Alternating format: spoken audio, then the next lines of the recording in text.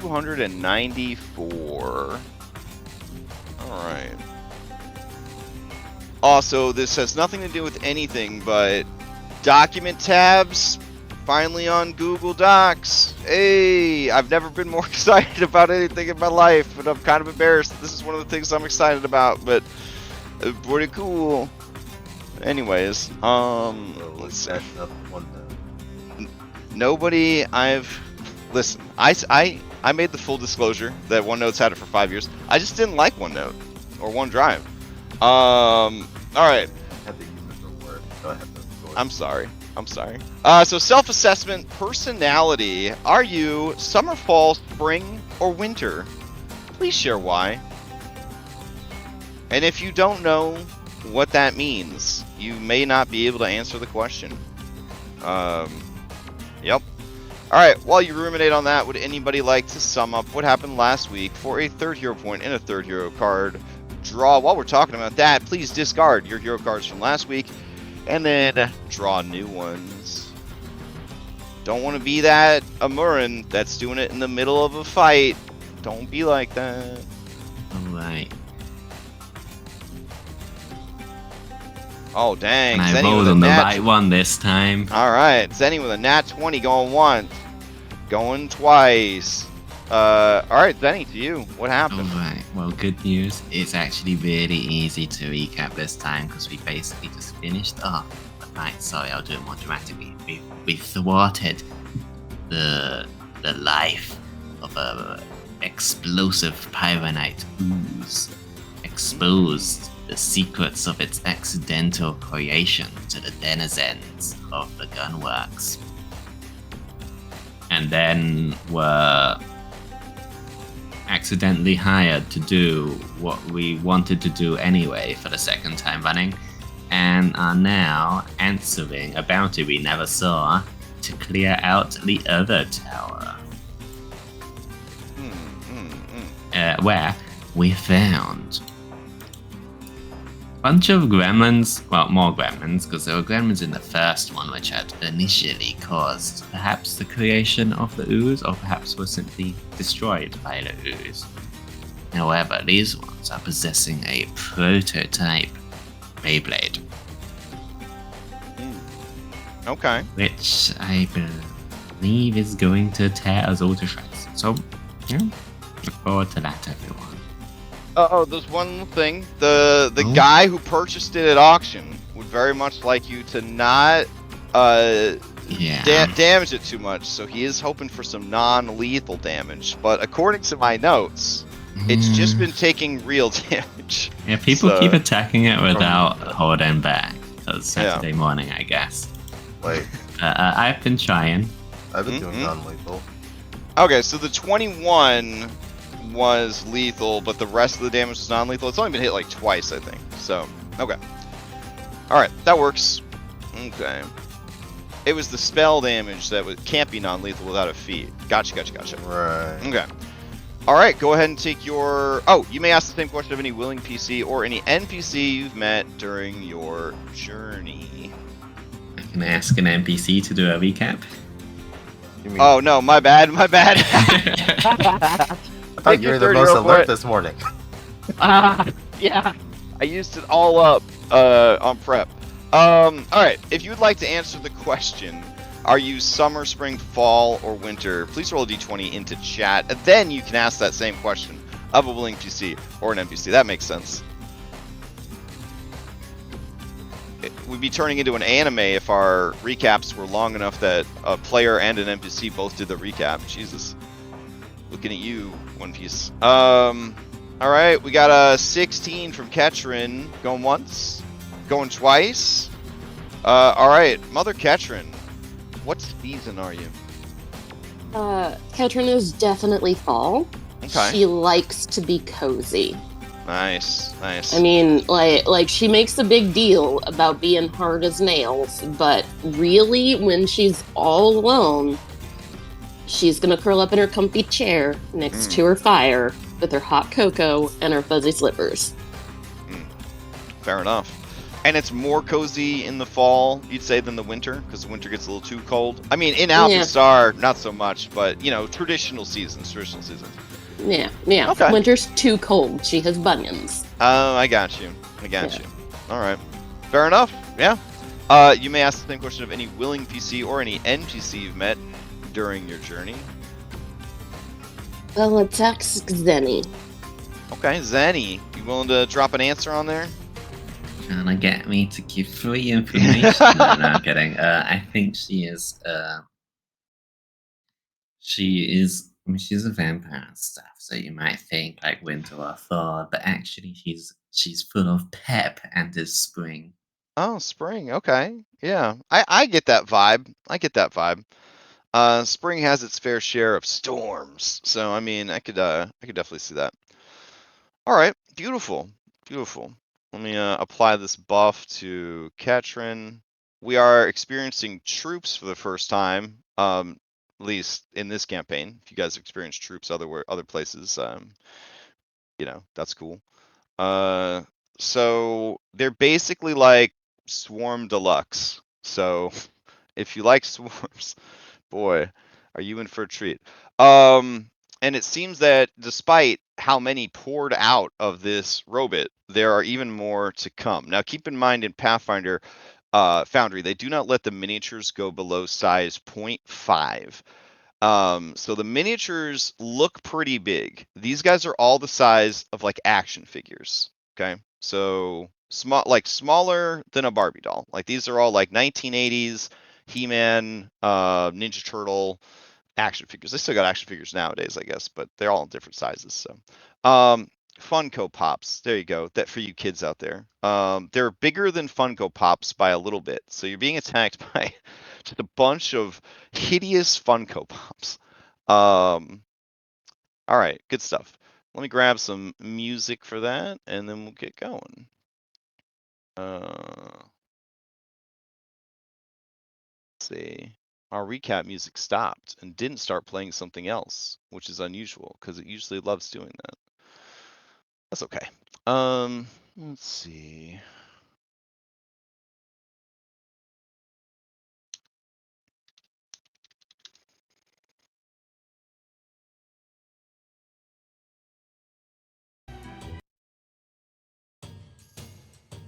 All right, and I'll bring you guys over to this map. Where is it?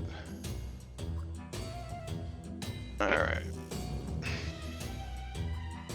Okay.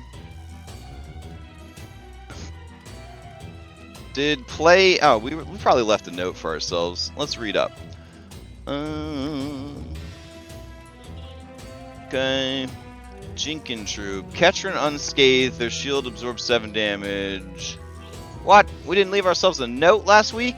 Damn, guys. I'm assuming the Jenkins took their turn, though, yeah? They did a bunch of cuts. Got a bunch of cuts. All right, so we're going into the next round. All right, Walter, to you.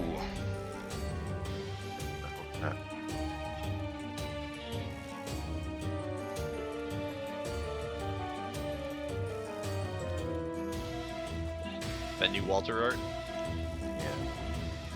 All right, so let's see. Who did 33 and who did 31? Saving throw. Reflex. Scroll. Bella, you didn't do non-lethal damage either. So the only person... I hit the gremlins, not the suit. Okay, gotcha. Alright. Dang. Alright, scrolling up. Trying to figure out who's bonking this thing for damage. I thought I had it written down. Okay. No, I thought I only hit it once. Yeah, you hit it for 21 real damage. I think everyone else has been doing non-lethal damage. Okay. Good to know. We'll go with that. That's fine. Okay, because I have 21 written down in my high noon section, and I'm assuming that's the damage, that's real damage that you've dealt to the creature. Because I don't know any other context for 21, and scrolling back up, that is how much damage Stack dealt. All right, Walter, you're up. Yeah, I have 18 damage. It looks like. Actually, no, 19. That was. Oh man, that was Walter, did dope. you get a haircut since last week? What's going on there? You get a haircut? Nice. Nice. He All went right, to the keep going. salon in between the fight. You were looking for the saloon and you found the salon. It happens. It's so close to each other. Speaking of close, how many of these gremlins It's also the are around me? dentist. You can assume that around you is the whole troop. The troop is everywhere you see them. That is where the troop is. Or sorry, let me restate. How many creatures are adjacent to me?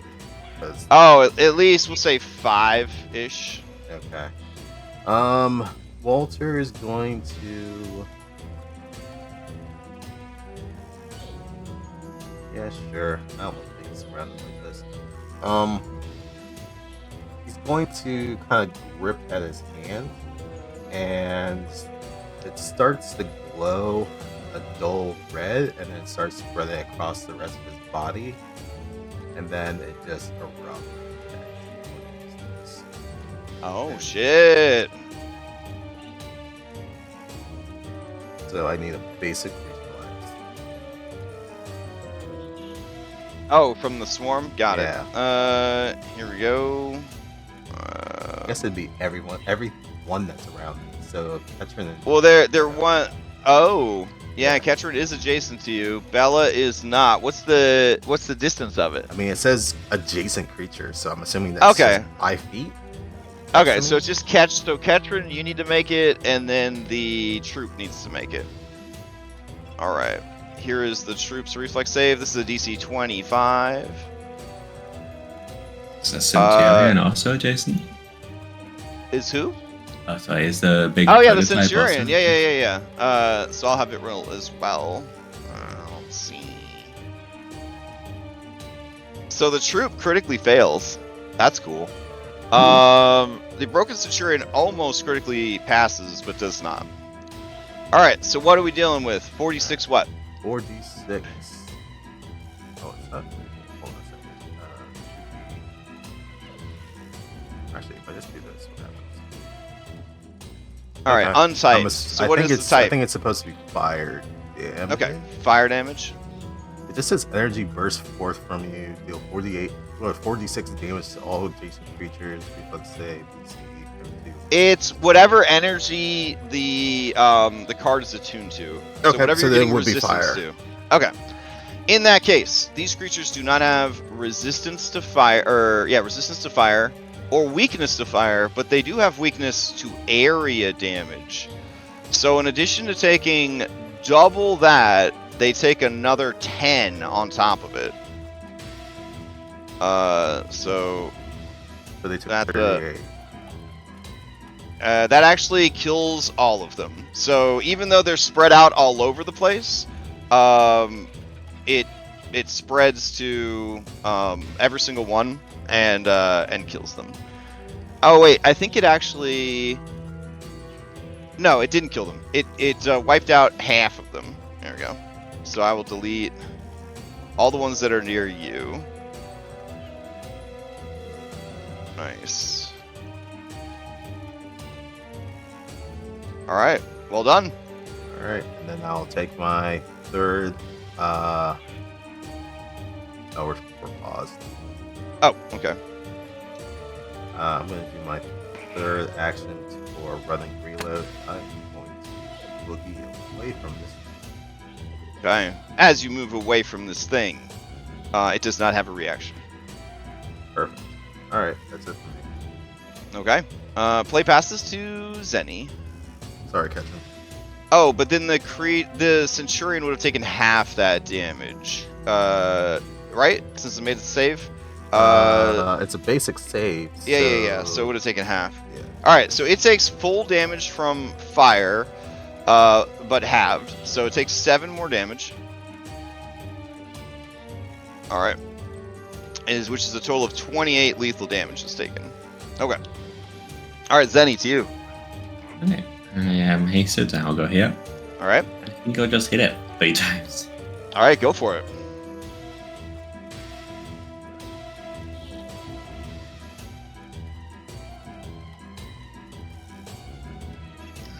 penalty for non-lethal. Double. Okay.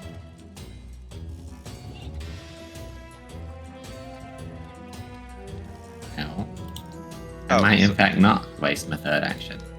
Oh, all right. So you swing. You swing. Both times the creature just spins too rapidly to land a meaningful hit, sort of deflecting the rapier as you stab. This swarm probably is a shit. You see, let's just try the third one on them. Okay. Oh, I should have gone for them first. Oh well. That's me. All right. 1, 2, 3. There's too much chaos, too much moving around. All right. That does bring up something. I made something in the items tab for non-lethal attacks. I don't know if anyone actually wants to use it. And I don't know if I completely said. Oh, is it like a macro that like toggles it on and off? Yeah, macro status effect. It automatically defaults to non-lethal, but you can switch it off when the dialogue pops up. Oh, I see. It says non-lethal and lethal attacks. Oh, that's cool. All right. My bar is so full of stuff, but I will see if I can find a spot for it. I wanted it to default so that it's off and you have to turn it on, but I don't have to do that part. But you can't switch it to turn it off. Right. Okay, that's cool. All right, so over here we've got the Gremlin Horde, which is the hazard for this fight. As long as there are at least one Gremlin troop, they're going to activate this Gremlin Horde when it comes up in initiative. All right, hiding inside the Spiral Centurion, cackling with glee and hurling hex magic.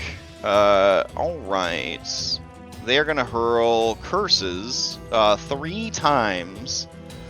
Okay. Bella, they're going to target you. They're going to target Ketrin, and they're going to target Zenny. So each of you, go ahead and give me a will save. Ooh. I'm gonna re-roll that. Okay. No. Yes. Okay. And we're just waiting for Ketrin.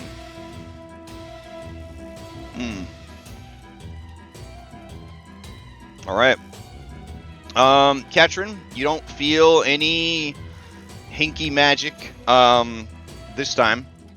Bella, you and Zenny both feel some hinky magic settle upon you. All right.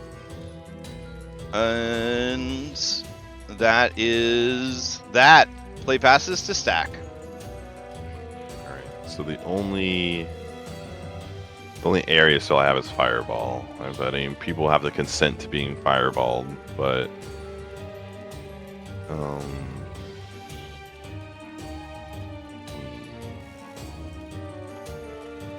I'd rather not be fireballed, so you hit a swarm with like 10 health left. okay, that's fair. Alright, I'll just punch it. That goes and he just wants to fight the Thorn with his fists. Okay.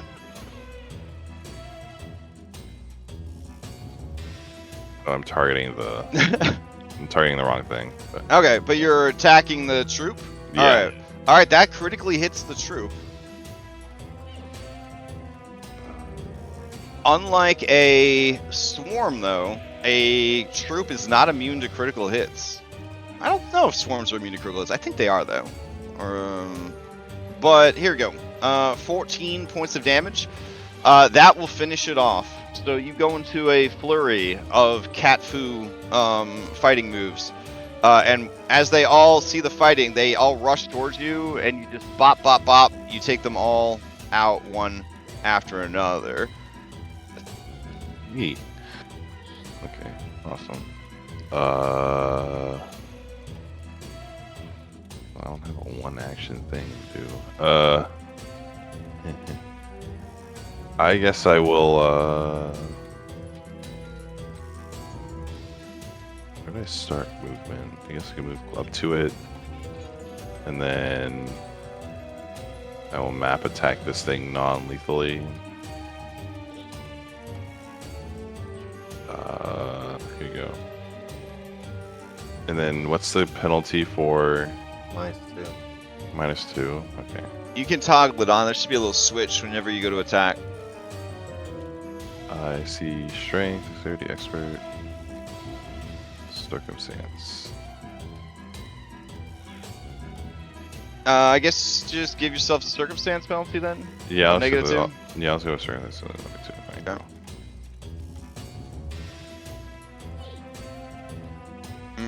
All right, that is going to miss. Okay.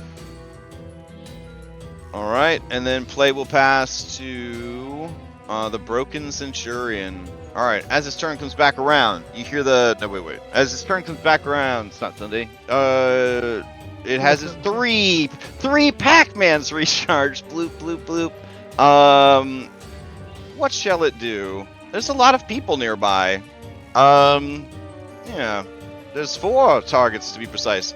So yeah, it is going to use Whirling Death. The Spiral Centurion spins furiously in place. Its blades extend to slice through nearby creatures. It makes up to 5 melee blade attacks. No single creature can be targeted by more than 1 blade strike during the use of this ability. These attacks count towards its multiple attack penalty, but do not apply until after it finishes making all 5 attacks. Alright, fair and balanced, as all things should be. Alright, so on the bright side, the blades are really dull because, again, this is a rusty old machine that needs to be repaired. So this one is for you, Bella. Okay. Yep. Very gentle, very gentle. See, it even says dulled blade as the attack, so just 14, no big deal. All right, Stack, this one's for you. All right, gentle. Here we go. Ketrin, this one's for you. A miss. And then Zenny, this one is for you. Uh-huh. Okay. Good afternoon. All right. And it's still going to be relatively gentle, I think. 30. Yeah, that's pretty manageable. Man, it wants to hit something else. There's nothing else to hit, though, because the B team members all hold up their badges like, hey, bro, hold on. So that will be that. Yeah. All right. Just 4 attacks. Cry. All right. Catchman, to you. Now I'm going to move your mini real quick just to readjust it since you were pushed out of your space by the gremlins. All right. All right. I guess I will. Can I? We've gotten rid of all the gremlins that were out previously, right? Correct. So- Correct. But you hear more inside. Yeah. Can I, like, maybe make a crafting check to try and rip open a bigger hole or something like Ooh. that to get Okay. more out of it? I would say yes, but the creature is sort of perpetually spinning because it's in Yeah. like combat top mode, which would make it very difficult. You'd have to find a way to stop its speed, essentially. So like Okay. a grapple or something would be the first step to doing that. Okay, well, But it would be possible, yes. we'll try a grapple. Okay. I'll try and grab it then. Grapple. You can get to stop. I can follow up with crafting. Ooh. Nice. All right. As you stop it, you hear all of the gyros and gears inside begin grinding ominously. Like once this thing gets going, it is not supposed to stop moving. Okay. You don't just stop a chainsaw in the middle of this thing. Yeah. As you stop it, it takes 7 points of damage from a Okay. feature called Misaligned Gears. And Alright. then, okay, so that was one, Mhm. and I guess I will try and crafting it, and if I fail at crafting it, I will just bonk it. Alright. Ooh. Okay. So as you go to with that crafting check, let's see. You'd be going against its fortitude. Passive fortitude is a 30, so you wouldn't need to get a Okay. 30 for that. All But right. you know that what would have happened is you would have torn open the panel that would have done more damage to the robot, and it would have spilled out another troop of gremlins. Okay, well, I understand that I am likely not going to be able to manage that, so I am going to bonk it. Okay. I guess non-lethally. All right. It is restrained, so you have a lot of bonuses there. Yes. And I still missed. Oof. Okay. That is gonna miss by 1, unfortunately. Yeah. All right. It's more like you just hit it, but you hit a part of it that was still like, very metal and intact kind of thing. You just hear a resounding like gong, and then you hear giggling and screams from inside the creature from the evil Funko Pop miniatures. Yep. All right. You did the question today.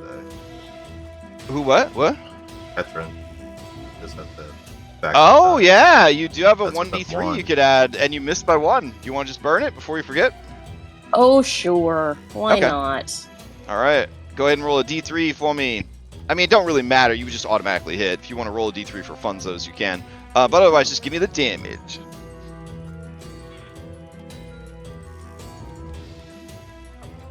Ooh, okay. 14 points of damage. This creature is not a clockwork, so it doesn't have resistance to physical damage, and it is all beat up. It takes the full 14. As that happens, you bloody the creature, and it seems to shut down. Inside, you hear the gremlins arguing about something. You hear them screaming at each other. And then you hear one of them start hitting something, like hard inside, and then the thing lights back up and begins to crackle with electricity. It is now benefiting from desperate haste. So it is hastened for the rest of the fight, but it has ongoing electric damage 5. This will last for 1 minute or until it is reduced to 0. Cool. All right, and that is your turn. Play passes to Bella. All right. Bella, seeing Kevin holding the thing steady, will try to get into the gears and try to craft it. Okay, trying to beat a DC 30. Oof, I'm gonna re-roll it. Burn him early today. Come on. No dice. But is there a map for this? There is not a map. You can keep trying. I'm gonna keep trying because I can't really do anything. Though technically it would be an interact, so it would be 2 actions, which I didn't charge Ketron for. But yeah, since you're interacting with an object, unless you have a feat that would speed up interacting with objects, it would be like an interact. I do not. All right, then you have 2 more actions to do, or 1 more action to do stuff with. I'm not sure if I've seen it take an opportunity attack. It has had opportunities to do so and has not done that. Well, then I'm gonna use my last action to stride away. Okay. Can you not be quickened while you're restrained? There's no reason you can't be. Oh, okay. I went to like apply the effect and it's like locked for some reason. It's weird. That is odd. Yeah. All Can right. even be quickened while you're slowed, they just saw. Oh. Okay. All right. Let's see. That is your turn. Play will be passed to Walter.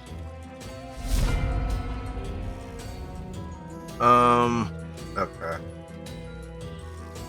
So I had realized the other day that they had made a change to the bounty hunter dedication.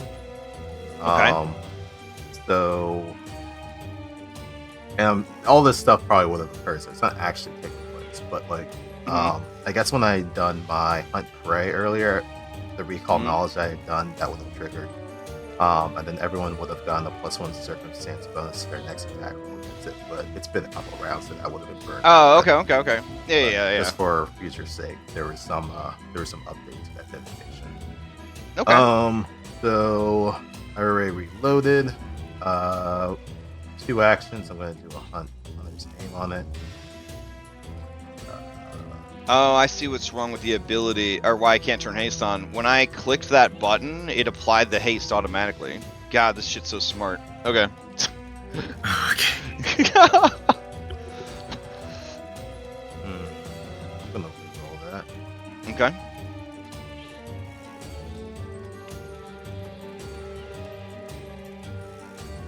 All right. Looks like I take those off the arch, so 30. 30 hits, yeah. Alright. And this is non-lethal? Yep. Alright, 16 more damage, and you are beyond 30 feet when you're attacking it, right? Yeah, you're at 35? Okay. So, with that damage threshold, the panel, in the butt area, I guess, question mark, collapses, and it spills an ass load of these guys onto the field. An ass load. That's good stuff. Alright. Where's my troop button? Let's see. Grab here. Troop. Create troop. Executed. Yeah. Holy shit. That's so neat. Alright. You guys are like, yeah, it's real neat. Nah, man, Hey. I've struggled with troops before. Yeah, this mod is pretty. pretty. I think it's just called Troop Helper. PF2E Troop Helper. Yeah, it's awesome. The last time I ran this for Sunset, and I was just like, it won't be that bad. I'll just put 16 gremlins into the initiative track. They were not happy. So Dom was like, yeah, use this, bro. Use this. Troops are absolute hell to run a foundry without something like this. Yeah. Alright, so they're gonna roll themselves into the initiative. Aw, they're gonna go last. Alright. Alright, Walter, what do you got? Man, that looks really crowded over there. I'm gonna running reload. I'm gonna move 15 more feet backwards. Alright, sounds good. Actually, you know what? I'm gonna move extra 5, so 20. But that's it. Okay. Play pass to Zenny. Zenny, I feel it. This is your turn. Lucky It's my round turn. 3. Yep, lucky round 3.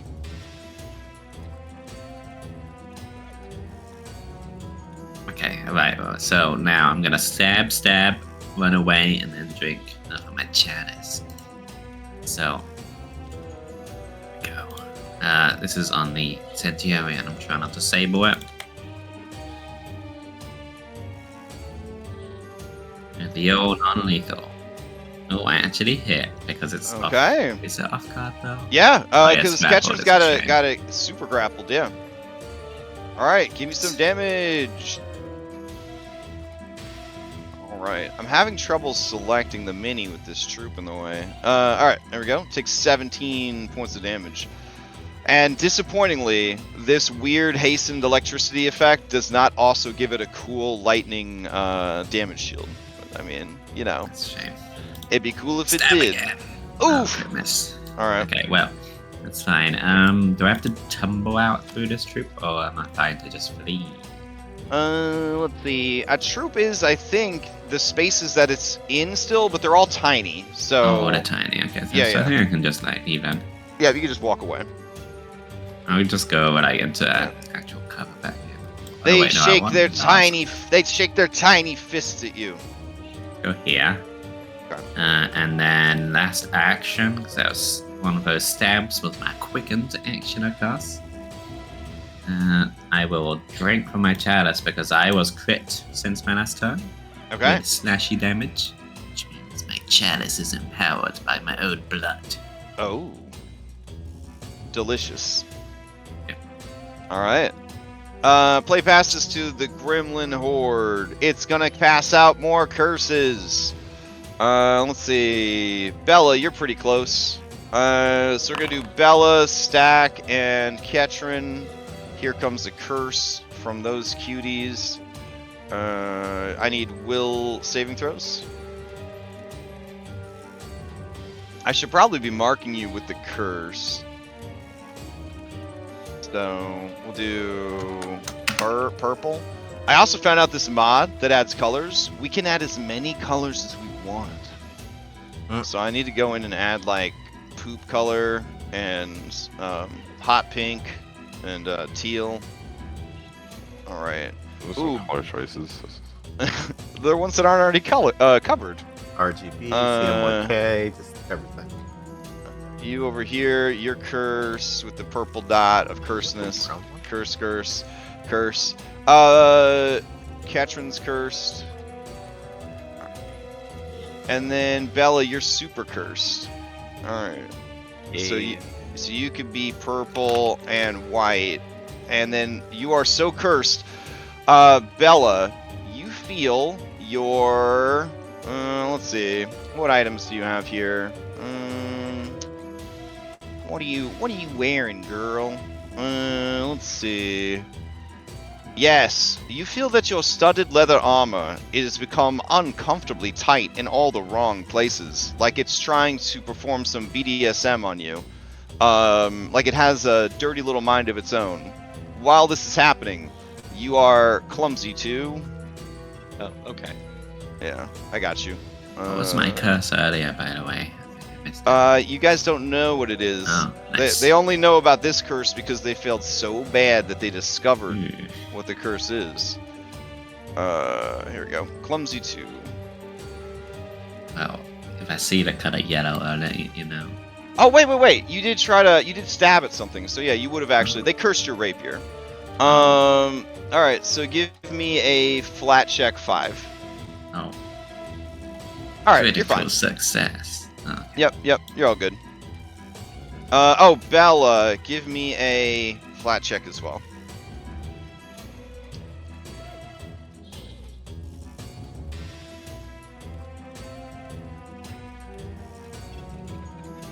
Alright, no problem. Because you're trying to get higher on the flat check. Alright. Stack to you. Alright, let's see. I guess I'll try to fight this thing non-lethally. Alright. You can do non-lethal The spells. robot? Yeah, the robot. You can only do non-lethal spells if they have the tag, or you have the very rare, it's not actually rare, but the wizard feat that lets you turn any spell into a non-lethal spell. No, I do not, unfortunately. I mean, who does? Babies, am I right? Alright, keep going. And minus... They 2. want me to take that at school, but I refuse. Anyways. That is not going to hit, even with Ketrin holding it down. Okay. One more time, I guess.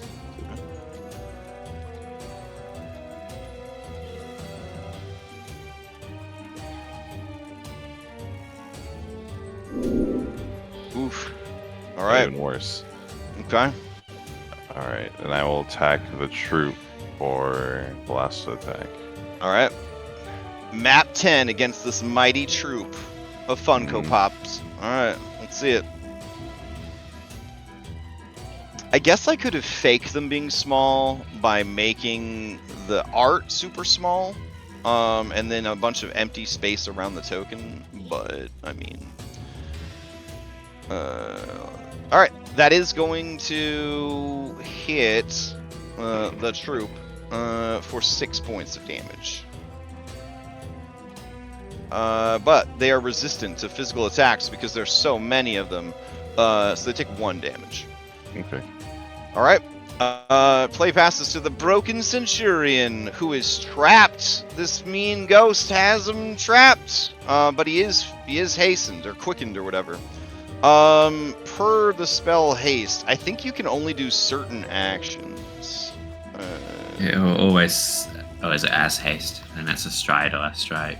Stride or strike. The Okay. source of quickened will always say what you can use it for. I don't think I've ever seen something that doesn't. Oh, neat. Okay. Alright, so it is stuck in place. Escape would hurt its action economy for sure, but it will try to do an escape. So it's gonna target. Oh wait, this thing has an actual ability called escape. Yeah. Here we go. I don't know why it's on there. On its character sheet. I've never seen it on there before. You attempt to escape from It was being added. grappled, By the immobilized, or grapple. restrained. Oh, you think? That's crazy. Oh my god. Okay. Well, it will try to do an escape action against Ketchum. Let's see. Alright. He did. Yeah, nice. Okay. Sweet. Alright, so it breaks free from Ketchum, so it's no longer restrained. But it can't use a Pac-Man on one of its threefers because that would... let's see... Get rid of this. No, wait, where's Drop their baby. Well, no, because you have to use Quickened on a stride or a strike, and so you can't just say, oh, I'm going to roll my Quickened into this 3 Pac-Man move or whatever. Yeah. Okay, so now that he's free, and he's still got some babies inside him. We got 2 people adjacent to him, and then 1 person that ran away. Alright, so I think he's going to attack... Ketchum, because Ketchum grabbed him. And this is good, Ketchum, because you're actually getting to tank, which doesn't happen a lot since you're a ghost. So here we go. I'm going to attack you with Map on his dulled blade. And miss. And then the final thing it's going to do is going to spend its last 2 Pac-Mans on Hurl Blade. The Spiral Centurion hurls one of its blades in an angled spin to ensure a swooping flight path. This is a line-based attack. Nice. And it travels 60 feet. Oh, baby. Let's see. Jenkins getting shredded. Right? It's supposed to be 10 feet wide. 10 feet wide? Wow. Yeah. Let's see. Just do 2 60-foot-9s, I guess, and put them next to each other. Okay. Well, hold on. The Spiral Centurion hurls one of its blades a 60-foot line. Oh, never mind. It's not. It's sorry. It then comes back another. Okay. So at the start of the Spiral Centurion's next turn, the blade swoops around and returns along the same flight path. Wow, that's pretty cool. It just Xena's this shit. Yeah. Let's see. I'll use this map token to represent it. So that's where the blade goes to, is to the left of Walter. Zenny, it flies right past you. It carves through the goblins, or the gremlins, I guess? And then I'd like to argue that they're low to the ground, but I don't think the line really cares about that. And then Walter. So you and them need to give me reflex saving throws. I mean, this guy is like 10 feet tall, right? So he probably Yeah, and they're like 4 inches tall. I mean, so... it depends. Is he throwing it horizontally or vertically, like a buzzsaw to the ground? He's throwing it horizontally. It's Okay. like spinning in the air, anime style, like a yo-yo. I'm gonna actually say then that the Jenkins they're tiny. They're not gonna be affected. Yeah. All right. Picture a 30. smaller baby. Yeah. All right. So Walter, you have a success, so you're gonna take half of this 6d6 slashing damage. And then next round, if the robot has another turn, at the beginning of his turn, this Beyblade will return to him in the same exact path. So we'll leave the template on the map, and that is its 4 Pac-Mans. It is not held, so it's not going to take the I can't move damage, but it does take the 5 electric damage. All right, Ketchum, to you.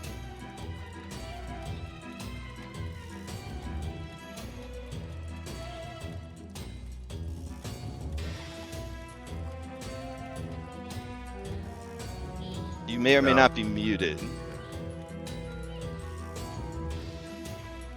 Sorry, I don't have any area attacks, so I'm not going to attack the goblins. I'm just going to keep hitting this thing. Well, actually, grabbing it did work pretty well last time, so I'm going to grab it first. It worked great for everyone else, for sure. And when Yeah. you succeeded, it did take 1d10 damage for having its speed reduced to 0. Aww. Okay. Well, that's okay. I will bonk and then raise shield. Okay.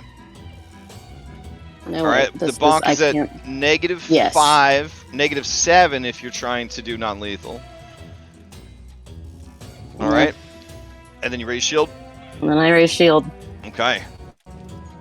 Play passes to Bella. Looked at her constricting armor. Is like, this could be fun. Oh, Katrin, when you went to attack it with your shield, go ahead and give me a flat check, DC 5. So just roll a D20, and just get higher than a 5, I guess. No problem, no problem. All right, Bella, to you. Bella is going to first stride. Can I get up onto this tank? Yeah. No, you can, there's stairs, there's steps and everything, you know. All right. Then from here, I am going to target a gremlin that's not in splash range of one of my allies, that guy. I am going to devise stratagem. Okay. An 8 plus what I'm packed and probably will hit a swarm close. So then I'm going to follow up with a dread ampule. And that's going to be a 23 to hit. 23 to hit is definitely going to hit these creatures critically. No. That's. Oh, you mean the 23 is critical? Yeah, 23 is critical. I mean, wow. bro, they're level 0, like gremlins. I mean, Okay, you know, fair. yeah. All right. There's and just a then- lot of them. Don't they have a troop stat block that's separate to their normal stat block? That's the whole point of troops. They do, and it still has a really low armor. Okay. Oh damn. Pitiful damage, but so a few things happens. Mhm. I can make a recall knowledge as a free action as part of this. I mean, they still take 27 damage, and then I get a note that says, "Please delete 4 tokens." Wow, that's really cool. And And Josh, then- you can automate that too. It'll just delete the tokens Cool. automatically. Yeah. And then they are all afraid, and they are off guard to. Well, no, wait. Who's gonna attack the gremlin? Probably stack the deck.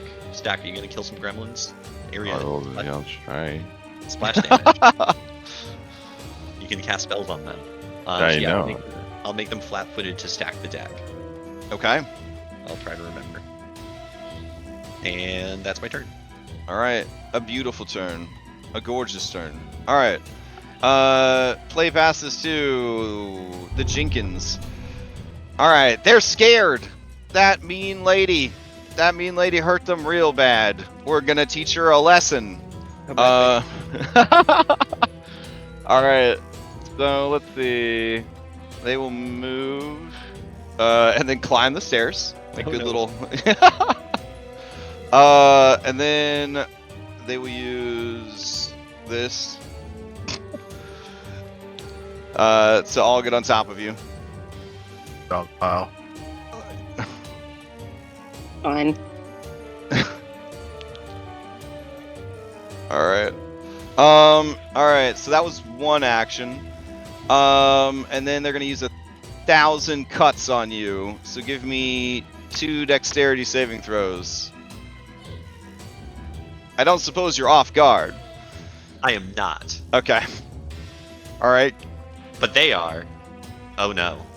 Oh, okay. So you're gonna take double this very lethal damage. Okay. And it would be really bad if you were off guard, but since you're not, take this double 2d6 damage. Hey, not bad for these little guys. 16 damage, slashing. I mean, I've got my reaction, so I might as well use it. Have your 10 resistance, Bella, and I will shoot them. Thank you, Kevin. Ooh.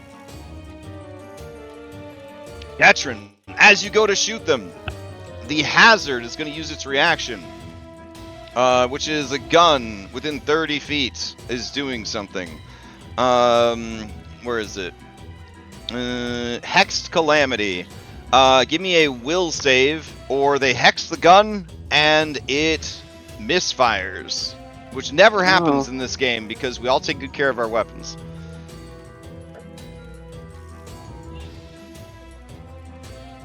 Oh, I don't want that to happen, so I think I'm gonna use a hero point. All right, go for it. Okay. All right, you're good. I rolled a 3 and I still hit. Nice. Okay. They take how much damage? All right, 12. And they resist 5 of it. Okay. And then Bella, you reduce the damage. Beautiful. All right, Walter, to you. So this blade just came whirling straight towards me. It's right Clip- behind you. Do you want to grapple it or? You're Pretty dope. If I was a different character, it'd be pretty cool, but not All this right. guy. That feels like something Kratos would do or whatever. You know what I'm saying? Like he would grab it and be like, "This is my weapon now," and then it would be added to your. I mean, there's a Right, lot of he's tool. There's a lot of tools here. You can be making something pretty cool out of it. But Yeah. no, it strikes him. He kind of moves to the side. He's gonna return fire against this thing.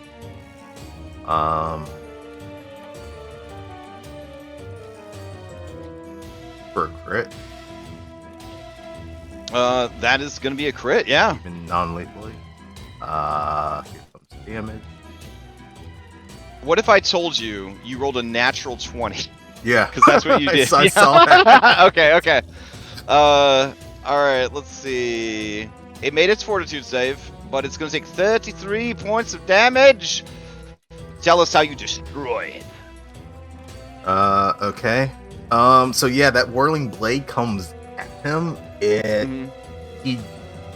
He's not expecting it, so he just barely dodges to the side and it still clips him on the side of his stomach. But still keeping his balance, he returns fire and just puts one right in the dead center of its chest. Shutting it down, and then he's going to take a running reload to stride, step to the side as the blade returns back towards the thing. All right. One thing, does anybody remember what initiative it was in before its initiative got changed? Was it after Ketron? Or before Ketron? The broke-back Centurion. I do not know. I think it was after Ketron. Because I have to have this blade, the momentum of it, it still has to return to this spot at that initiative, so...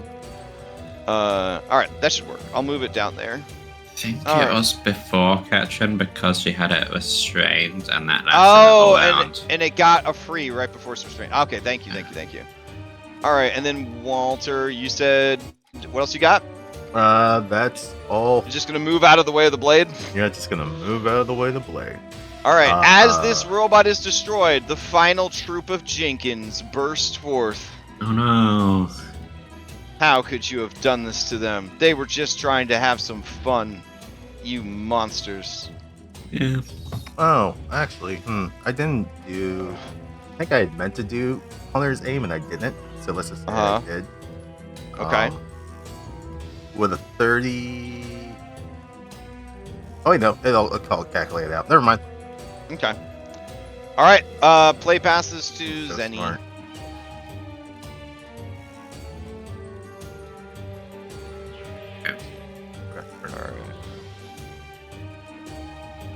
Oh, watch out, guys. Jenkins Troop C ain't messing around. It's esoteric golem. They hate area damage. Minus 10. Well, can use everyone. My rapier now does area damage. You Because just traumatizes are taking weird. these broad ass Yes, and I strokes. like- You just Yeah, like strap some firecrackers to it and Oh my go God. crack as I slap.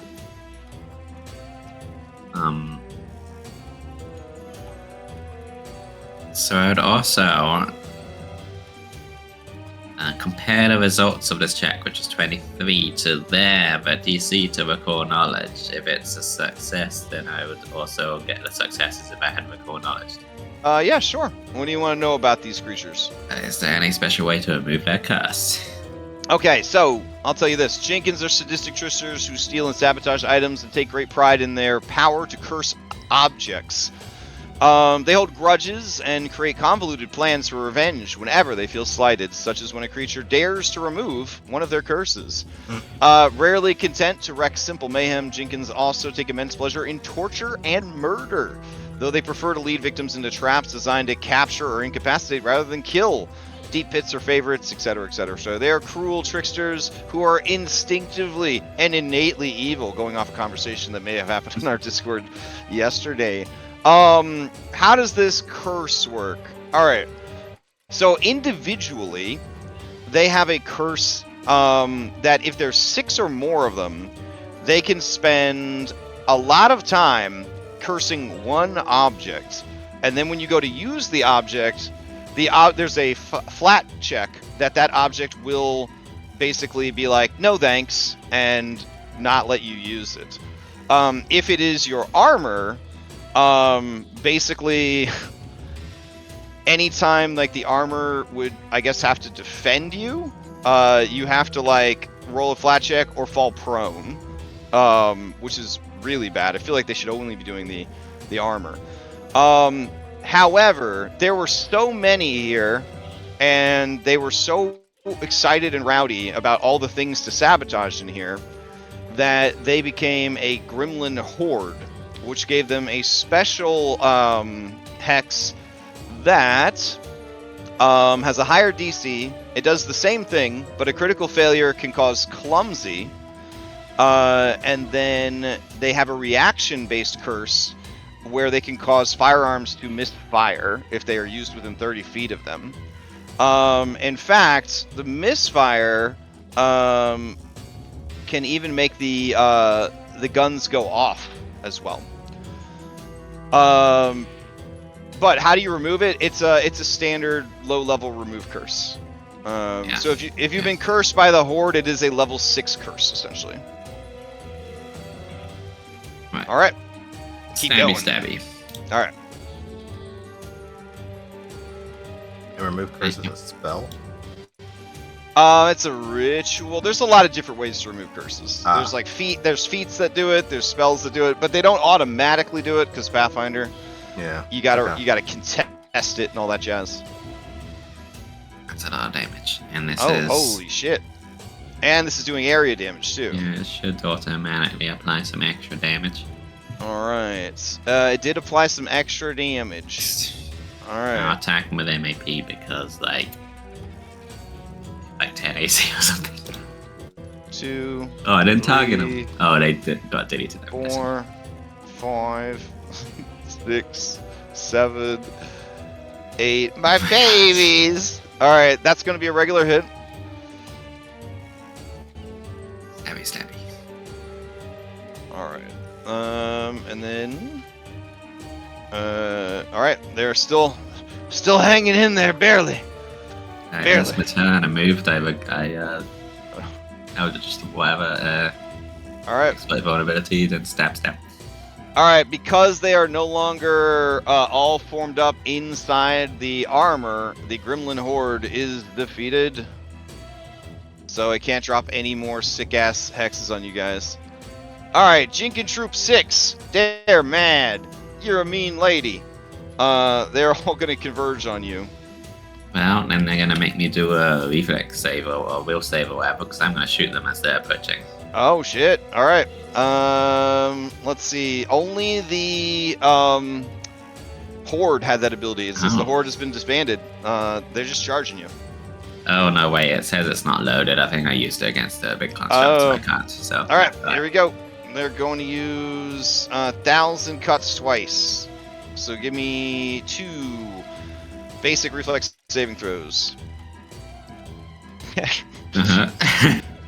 Alright, they just stab over and over and over again into your boots. You can feel the gentle prodding of their needle-like swords and teeth.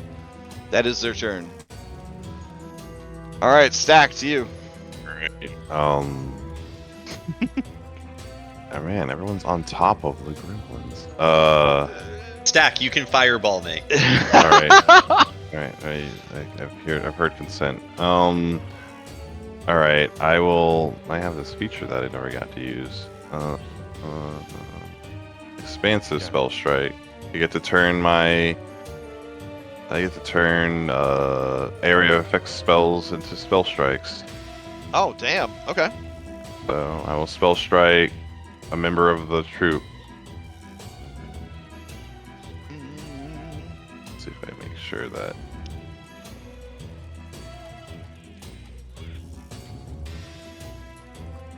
I'm going to be fine. I have fire resistance. Alright, here is your. Yeah, huge fire resistance. Some say the biggest fire resistance in all of Pathfinder. So here is your fireball. Place the cone. That's right. That's right. Like that. That's my. Oh dear. Alright, and here's your damage.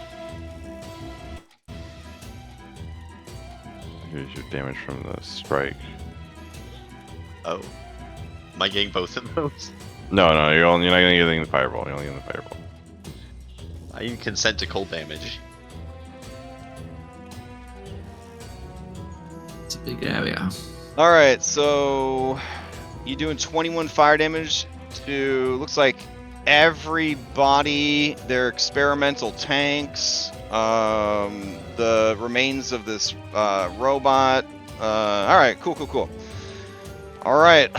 You are including the thing we were non-lethaling in the area, by the way. Just because it's unconscious doesn't mean it's invulnerable. Yeah, no, I've scooted it over. Did I not scoot it over far enough? All right, I'm locking it in, baby. Let's go. You already rolled the damage. Bella, give me that reflex save. Okay. Zenny, give me that reflex save. Looks like you already did. Fantastic. Expensive robot, give me that reflex save.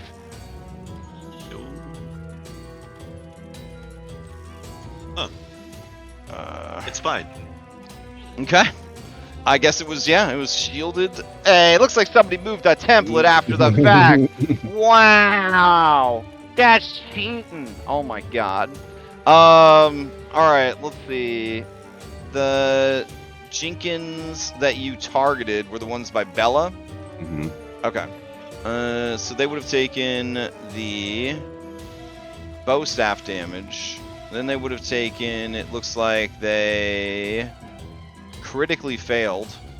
So they would have taken double area damage. That's a lot. Yeah, so they're all dunzos, I believe. Okay. And then these ones down here, absolutely no chance. So they're dunzos as well. Alright. That is the end of the fight.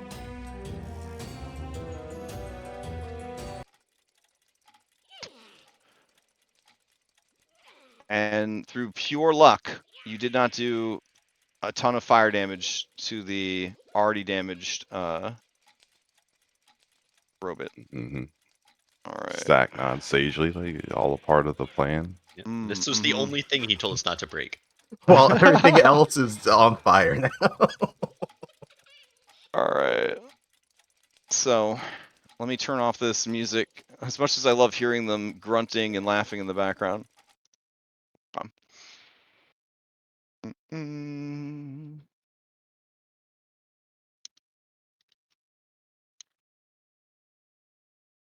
Let's see.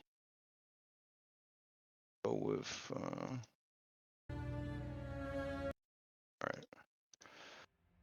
Whew! Okay, so... Oh shit, no, this blade would still return, but there's nobody there, so we'll just go clank, clank, clank, clank, clank, clank on the ground. Alright. As the fight ends, Erdrick Marth rushes in, and he says, "Oh, is it alright?" And he starts, like, appraising it, and he realizes that other than a little bit of damage, little bit, it's still intact. He lets out a sigh of relief.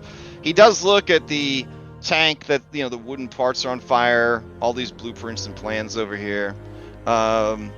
He's a little sad, but he realizes that if there's Jenkins, they can't really trust anything in this hangar anymore. Everything's going to have to be decursed, decontaminated.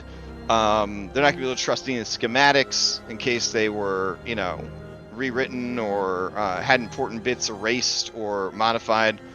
Not that the Jenkins could, like, speak the same language, but, you know, if you cross something out or, you know, add random words in random places or add an extra 0 to a number, it can be pretty bad. He looks around and he says, such carnage!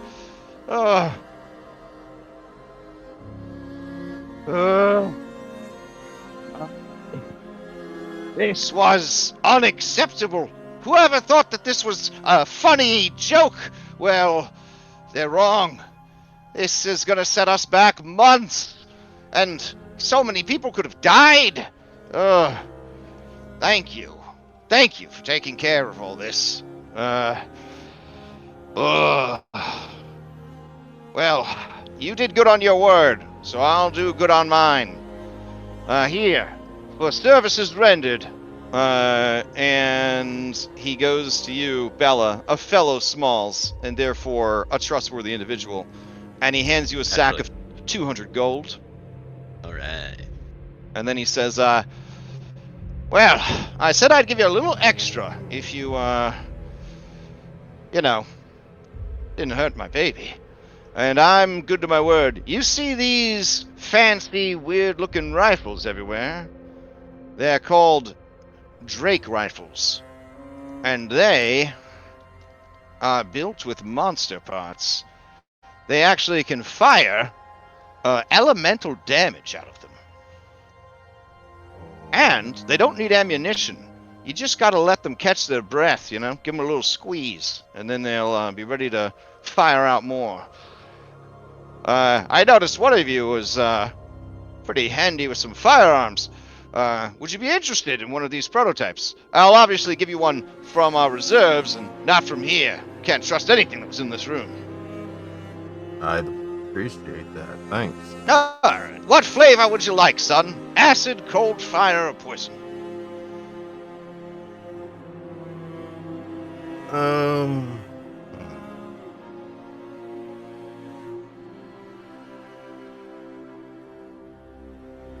acid cold fire. Mm-hmm. I'll take acid. Dang, this music is too it's too sad. Let's change the track. All right, I will drag one onto your sheet then. So they do need to be reloaded, but they shouldn't take ammo. It's basically in the description. A Drake rifle is a firearm. Jesus. Yeah, they are. Bulk 2, baby. A Drake. This is a monster hunter weapon. A Drake rifle is a firearm made from the saliva glands of a drake. The firearm launches small bursts of empowered spittle instead of the typical rounds of ammunition. A Drake rifle is a +1 weapon. It is a distinct type of martial firearm that deals 1d10 acid damage with a range increment of 150 feet and a reload 1. On a critical hit, the spittle clings to the target and they take persistent damage of the same type as the weapon, equal to 1d4 plus the number of weapon damage dice. A Drake rifle does not add your normal critical specialization effects. And then once per day, you can give it a real big squeeze. For 3 Pac-Mans, you fire a large specialized burst designed to hamper your foes. Make a ranged strike with the Drake rifle. As long as the strike isn't a critical failure, the Drake rifle deals 1 splash damage per weapon damage die to the target and creatures within 5 feet of the target. On a hit, the Drake rifle provides the following additional effects. Clinging acid that causes sickened 1. Now, he said that was your bonus reward, but he looks around at you guys and he says, now, if I didn't know any better, I'd say you were the wild cards. You know, those Those criminal desperados that are causing trouble everywhere they go. What? I mean, we're clearly not causing trouble. Look at us, upstanding I citizens. know. That makes me wonder. Why would a bunch of criminals who are wanted by the government and the military come to a military base and then help? I could see if you came here and planted these things, but... Well, we already talked with your colleague about the troubles that she was having in her forge. Same deal. Gremlins, someone let them out. Uh-huh. And, well, you can follow up with her, but we're pretty sure that General Fuselog was the one who did it. We found a bunch of, what is it?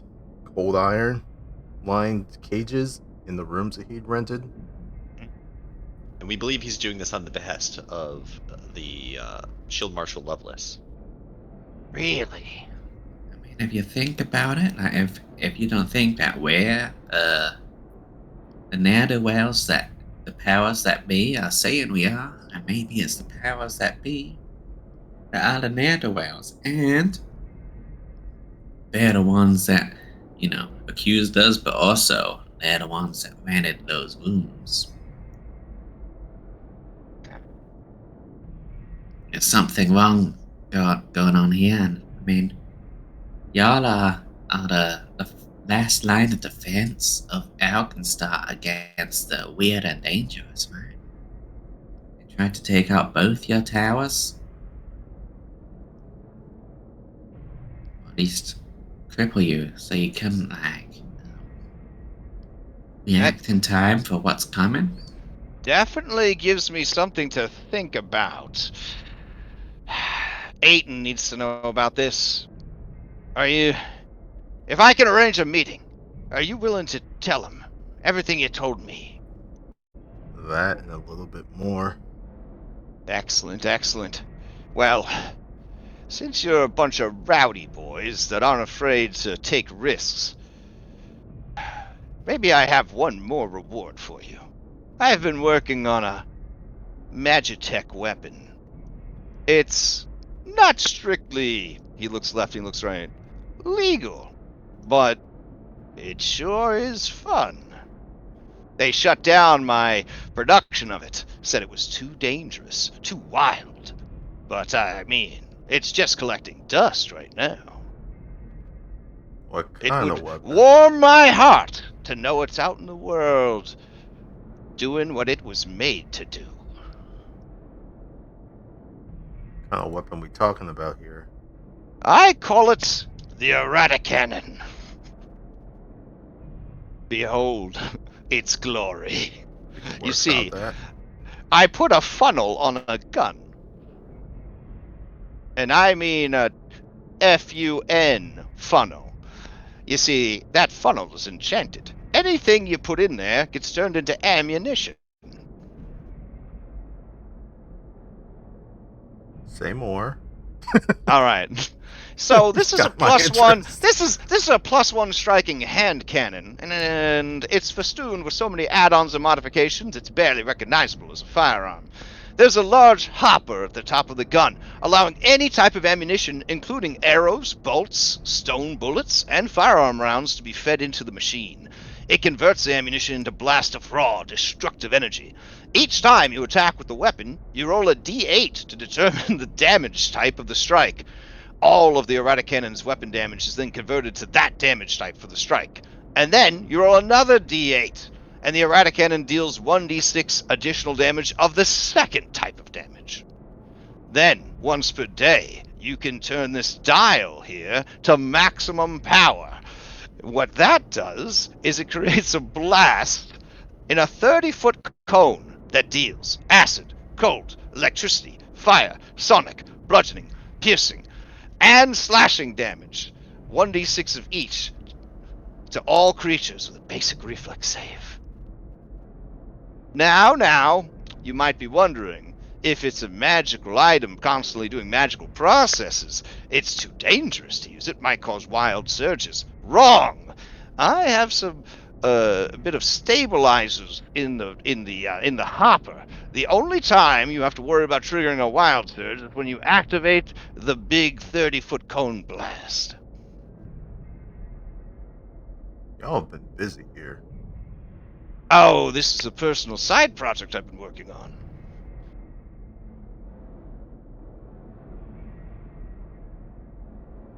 Anyways, it's pretty complicated. So I'm gonna just give you this folder that contains the item and its many extra effects macros. Oh boy. All right. I'm assuming. Do you want it or no? Do you want to give it to someone else? It's a hand cannon. I mean, Does anybody want want this thing? it? If not, I'll take. But Is it a martial I- weapon? Yes. I believe a hand cannon is a martial weapon. I wouldn't say no, but if you can use it, it's way more your style. Stack. A hand cannon is like the magnum of like this of Galarian. It's only got a 30-foot. It's only got a 30-foot range increment. It's a one-handed weapon, but it do some pretty decent damage. It would be very cool to whip that out with the same reaction that I shoot someone with as well. The issue is you can't choose the damage that it deals, so it is just completely random Yeah. elemental damage. But it could be good for fishing for elemental weakness on a target. Anyways, you all should have access to it now. In the items tab, there should be a folder called Errata Cannon. The gunslinger in the other game uses pistols, he's a pistol arrow, so he was pretty excited about it, but it is kind of a pain in the ass to use, even with the extra effects. Like, so we haven't really been able to cook up like a super clean way to do it, other than just sort of like rolling dice. But I mean, we could work on something. What range weapons do you use, Stack? Erdrick says, all right, I'll go arrange for a meeting. Where should I find you? The saloon? Yeah, that's what Yeah. we're staying. All right, I'll take you guys back to the player map. I thought I had a question. Thought you had a question? No, Jenny. No, I thought someone asked me a question, but Oh. Oh, right. Well, who? I was asking. It was Stack. That what was it? Vulture. I was looking at the gun. it was Vulture. Yeah. I mean, I'm looking at okay. it. I don't know if anyone else wants it. Is it particularly usually- useful for you? Because it's very short range, and you're like a sniper, right? Yeah, but I mean, having a close range weapon is usually what I try and fall back on when I can. Also, I don't, other than doing physical damage, I don't really have any other. Now you have things that acid target. damage. Yeah, but that's your also bulk that's two- but that's with but your that's also bulk a two rifle. rifle. So, Alright. but yeah, if I'm coming up against something that's Also, elemental checking based- in, did you guys bring Potato on this adventure or no? I believe we No. Thought did. so. Right? Oh. Because I only see these 4 B team members right here. But I feel like I don't know what Potato would have done back in this. Potato, and then we forgot about Potato for like 6 sessions. He's just been in Okay. the background. I feel like yeah, I feel like Potato is there, just sort Just of vibing. Having Alright. a filler Let them episode. Martell. Have Well, they had a really good time on the cruise ship for sure. So yeah, 'cause I they feel like the disguised only- themselves as a potted plant. That was like, But in All right, disguise, he beautiful. got all the juicy gossip from people walking by. Yeah, I feel like Boomer may have been the only B team person who left us because he had stuff right. to do. And now that you guys know about the Gremlin Horde curse and how it works, I'll go ahead and I'm trying to figure out how I can create an effect for you guys to remember it.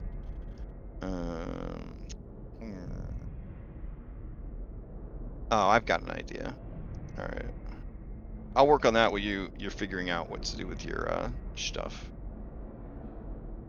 All right. When it's a striking hand cannon, that's why it's 2d6, right? With each d6 being random. Or is that separate to it being striking? I mean, you have access to the sheet, so like the item.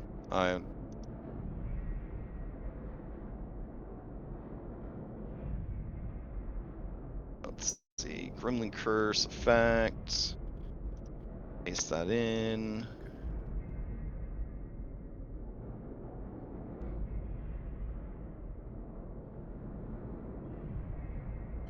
I'm just saying give it versatile.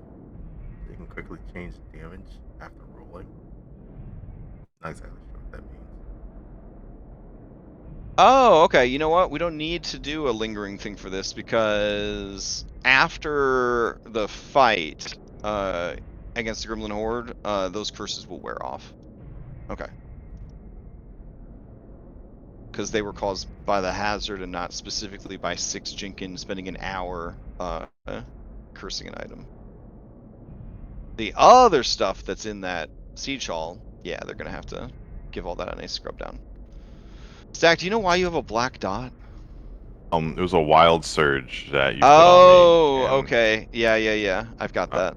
Okay. What is that? Has it happened? Has this? It doesn't look like it. Okay, I mean, I don't know what else could happen that could trigger it, but I've downed. I don't know. Shrug. Mm.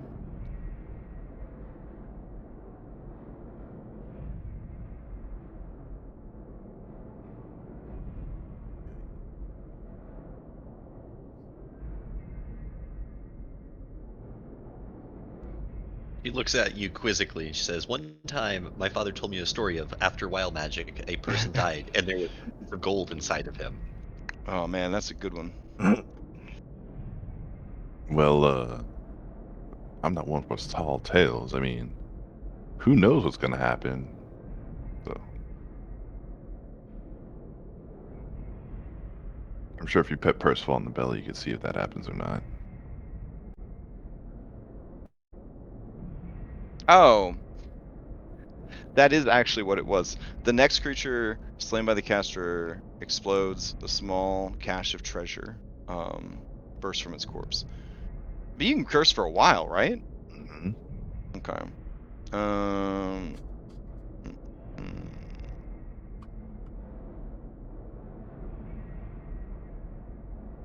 All right. Then yeah, let me back pay you that. Hold on.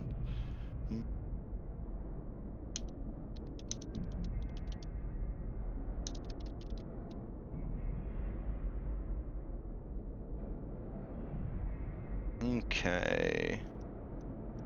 There we go.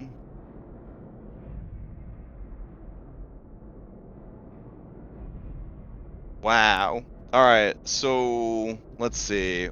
Have you killed anything since you got that, other than the gremlin you just fought? No, I killed a thing at the when we fought things at the black spot. I killed something. You got the kill hit on something at the black spot? Okay.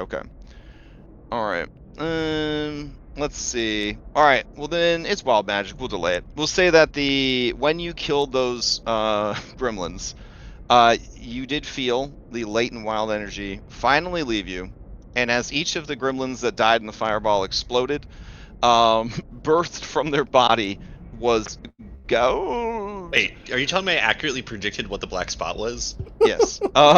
Gold. So altogether, there was 208 gold, an owl bear egg, and an animal. Oh, wait. What was the last one? An animal staff greater, I might add. Here, I'll throw it in the chat. And then an owl bear egg, which I think summons an owl bear, which is illegal. We now call them bowls, which is a bear owl.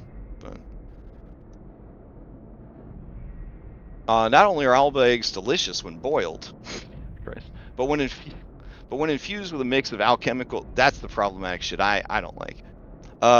Poor monsters. Not only are owlbears delicious when boiled, but when infused with a mix of alchemical reagents, they also make you emit a long screech, much like an owlbear's.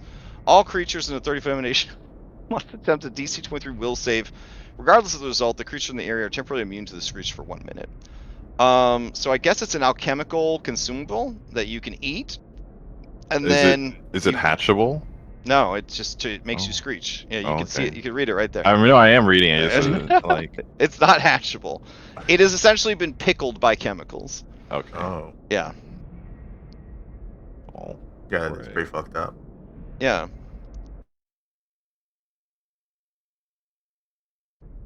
Yeah, that's a lot. That's two Pac-Mans. You got to eat that whole thing and then scream. Like eating a basketball. But did you add the 208 gold? No, I'm doing it right now. Okay. 208 gold. We'd love to see it. All right, you guys are rich now. Do you want to go shopping before you meet up with this guy? There is a marketplace in the evenings. I mean, I do need new armor apparently. Well, no. The curse wears off Oh, after yeah. the fight because it was hazard based. Gotcha. Cool. Okay. At least that's Yeah. what the hazard said. I'm gonna re-up on blast boots. That's pretty cool.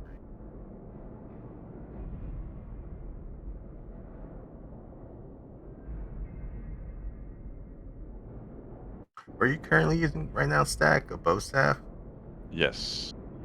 A bow with a W bow, but Right. it's a whip staff.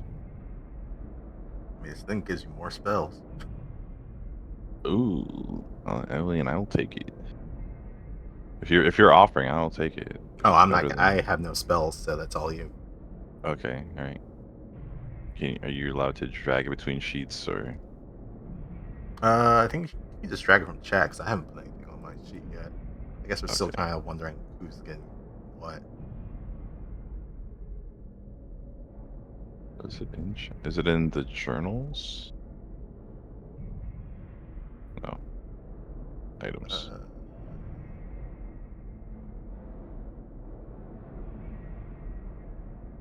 What are you looking for? It's like in chat. It's Like, in chat. I do not see wait, Yeah. what are you looking for? the pistol that he got. Oh, Oh that's no! I was talking about. that. I was talking about the staff, not the. Oh, the pistol. staff. Yeah, no, okay, yeah, I'll take the staff. Yeah, I'll take the staff. All right, so you go to the items tab, which is a little briefcase, and there should be a folder that says errata cannon. Oh, I see it. Yeah. Ooh. Yeah, that I haven't touched yet because it's still trying to figure out okay. who wants it. I would like it. It would basically be a flat upgrade of my Giselle. Ooh. Okay. All right.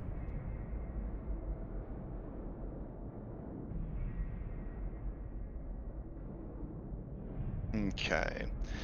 So you guys know that this marketplace in the Gunworks, you can purchase equipment up to level 12, including magical equipment, and you can purchase alchemy tag stuff up to 15. So it's kind of nuts if you have the money.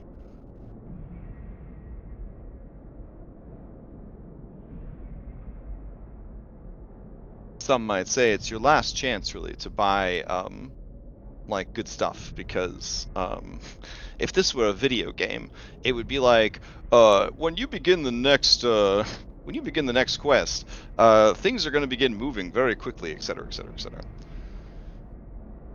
I'm desperately scrambling through the archives looking for anything worth purchasing for 300 gold. Oh man, get a snap leaf charm, bro. Everybody Okay. should have a snap leaf charm at all times. It's like a feather fall. It's like a one-time feather fall if you fall off of something. No, where are all the underground wizards and keeping all their magic stuff at? Literally, you could buy up to level 12. It's kind of like the best place to buy magic in the whole region. I don't know what else to tell you. Yeah, no, I'm just joking. All right, let's see. Let's look at the archives. Well, yeah, that's only 9 gold. Why doesn't everyone have one of these? Some of us are poor. I mean, average citizen. Wait. 900 gold is like $1,500, something No. like that. No, 9 gold. Oh, 9 gold. Yeah. Yeah, Vulture, do you not have 9 gold? So I had realized that the bag of holding that was in the stash was supposed to be a physical representation of our stash. So I replaced it, and I guess I would have gotten one at Martel. So that was 75 gold that I deducted. So no, I do not have 9 Right. gold. Vulture, I'm buying you one of these things. You have a snap leaf now. Thank you. Much appreciated. Just you're gonna have to drag it to your sheet because the game won't let me do that anymore. Yeah, I'll do that right now. Thank you.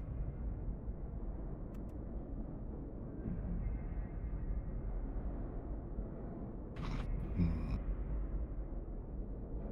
What is a desolation locket?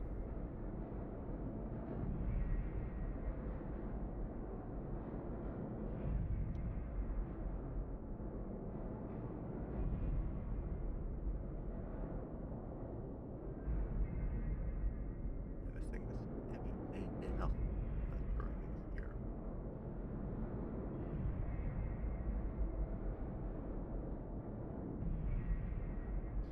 Right.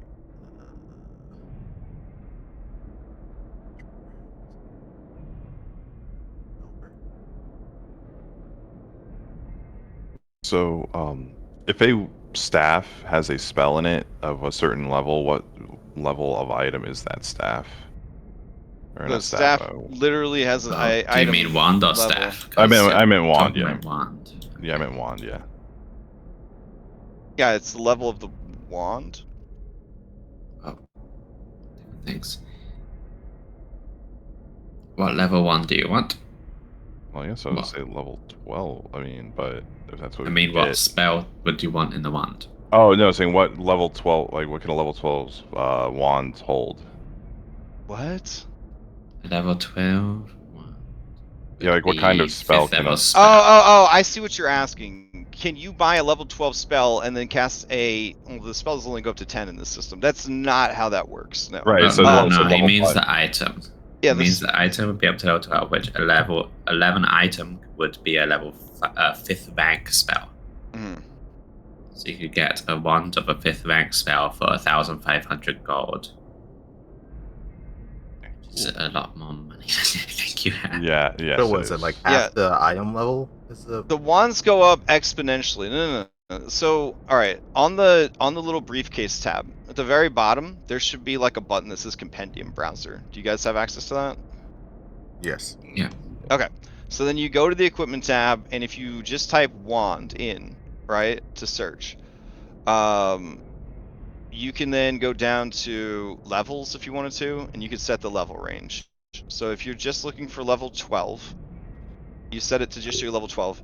So the cheapest level 12 wand is 1,650 gold, and it is the Wand of Mercy. So if you look at it, it's Wand of Mercy 5th level, and then it tells you all the things that it does. So in this case, cast a spell, the activation takes 2, if the spell's normally cast, blah, blah, blah. So this one, I believe, actually lets you modify spells that you're casting. But then there are some that just straight up cast like spells. Like the spells come out of the wand.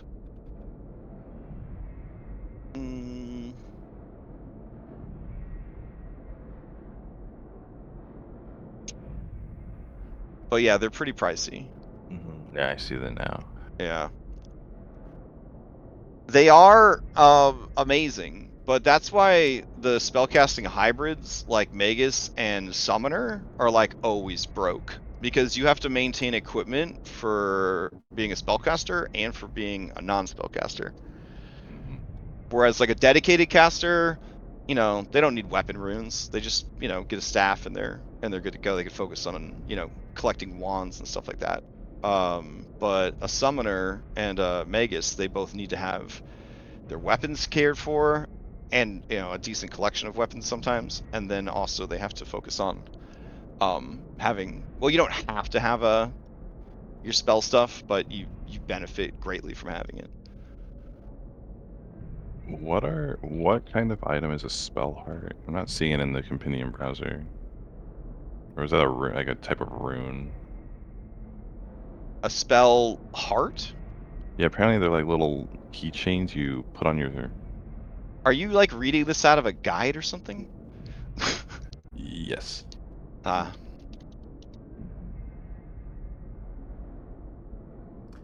Oh, this is a question I kind of had in the back of my mind for Jax. Is it spell possible? hearts are from Secrets of Magic. They are made from the same basic materials as talismans, though their complex construction magically iterated around the concept of a single kind of spell. Oh, also, if you are looking for uncommon items, you have to do the check for it, and if you're doing rare items, you have to do the check for it to see if they actually have them in the market. So you have access to them, but you still have to check for uncommon. And unlike talismans, spell heart can be used repeatedly and doesn't burn out. Each spell heart can be attached to a different item, giving different benefits. You're looking for items that have the spell heart trait. So they themselves aren't called spell hearts. It's a trait that they would Oh, have. yes. I see it. I see it. One item that comes to mind that seems pretty attainable is Boots of Bounding. Level 7 item.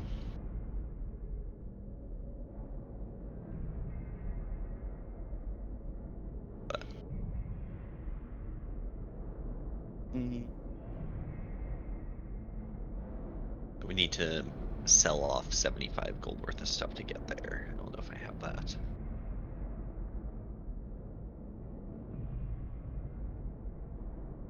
What spell type is measuring weapon?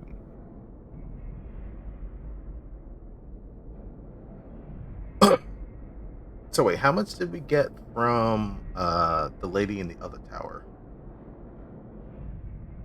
The lady in the tower gave you 200 gold and the armor. This guy gave you 200 gold, a Drake rifle, and the errata cannon. Okay, so And then Stack found 208 gold after the battle, which RP wise, I mean, it would just seem like these creatures exploded money. Whether or not, Stack has exclusive rights to the 208 is up to you guys as a group to figure out. I mean, I can split it up. I can I'm split not factoring that one. So the 400 gold. Yep. Did someone add that to their sheet or? this one. Yeah, let's see, what's their If range not, stash? just put it into the stash. It's 150 in the stash right now.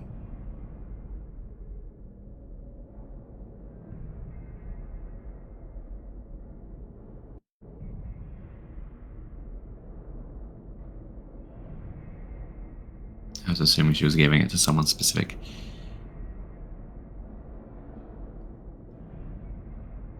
But I mean, if not, then that's 200 from her, 200 from the other guy. 400. So we should be at 550 in the stash. That's not including what Stack found out of the Goomba stomping.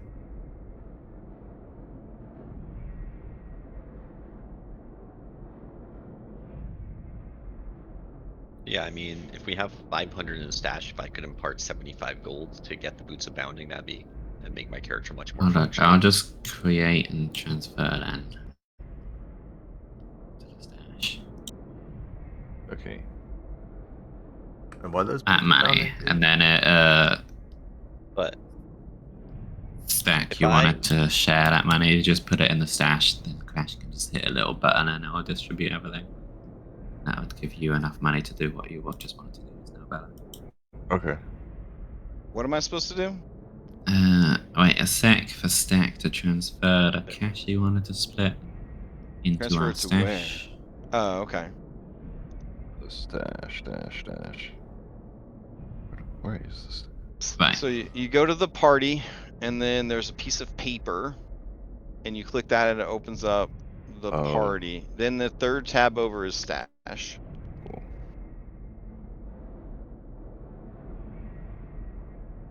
Oh, and then you want me to hit the distribute button after all the Yeah. money's been added. I see. Party. Wait, am I blind? I am blind. It's Where's the literally the top of the character tab. There's a red bar. It says Yeah. the party. There's Yes. a piece of paper. Oh, sorry. I see Next it to now. the folder. Stash. Yeah, yes. Add in the 280. 280. That was the gold that exploded from the Oh, it's criminal 208. trade. 208. 208, bro.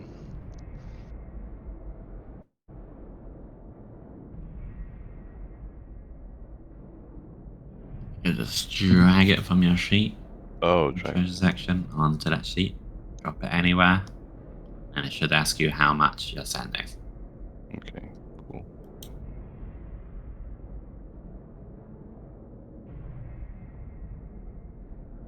Oop, there you go. Okay, I'm gonna hit this button. We're gonna distribute equally and go. Bye. We did it. Nice. Cool.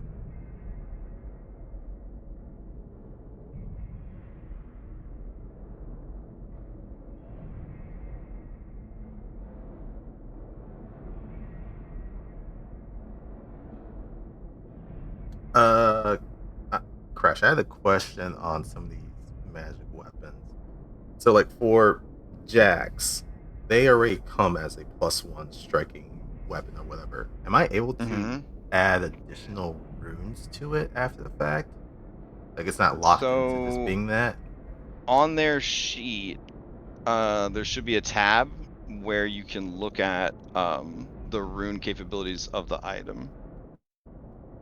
Mm. So So right now it has a potency and a striking, and then there's a property rune that's on it.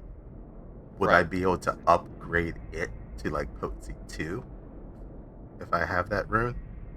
Yeah, you would replace the potency 1 with the potency 2. Yep. Okay, I was just You curious. just gotta, yeah, you gotta respect the slots that it has essentially. Yeah, I was just curious about upgrading weapons that already have things on it, Mhm. especially it being a Like a sentient sentient weapon. item or Yeah. whatever. Yeah, yeah, yeah.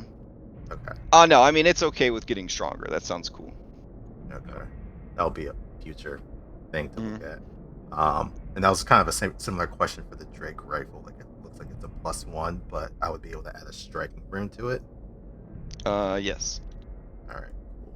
And then that would increase the damage over time as well, because it's 4 Right. plus the number of damage dice. D4, yeah, D4 plus weapon dice. Okay, cool. Yep. I believe to unlock more runes, the weapon has to be made of like special material, I think.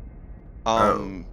But there's like rune slots that get opened up in the so like the higher level weapons can actually hold quite a few runes. Oh. Okay, so the weapon also has to be. Mm-hmm. Well, weapon potency rune is 900 gold, so I'm not gonna be looking at that anytime soon.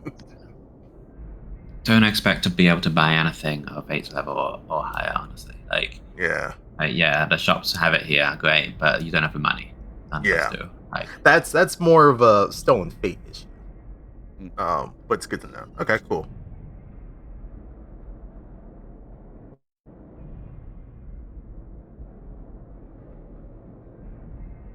So if it's just a common, we can just drag it to the sheet. Yeah. Well, I mean, you could buy it, but yeah. Right. Yeah. Yeah. Actually, regular striking rune. What are you again? 65. I believe that I can look it up, but I believe the uncommon was 10 or higher, and a rare was 5 or higher. That it would have, they would have at the marketplace. No, sorry, 10 or higher on uncommon, and 15 or higher. Sorry, on rare. Probably have to be a downtime activity. I'm gonna purchase a striking rune to add to that Drake rifle.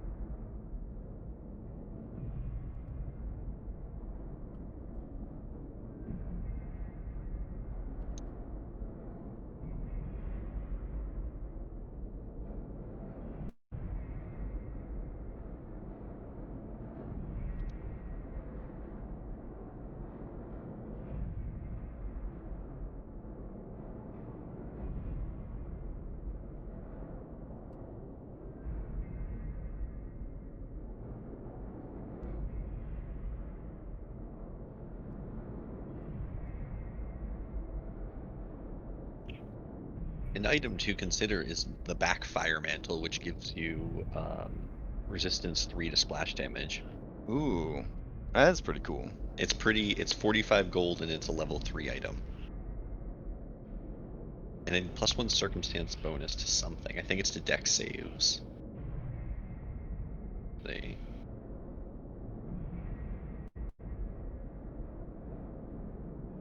Yeah, reflex saves get a +1 circumstance bonus, and I could buy that for myself and then splash myself and not take any damage. Do that.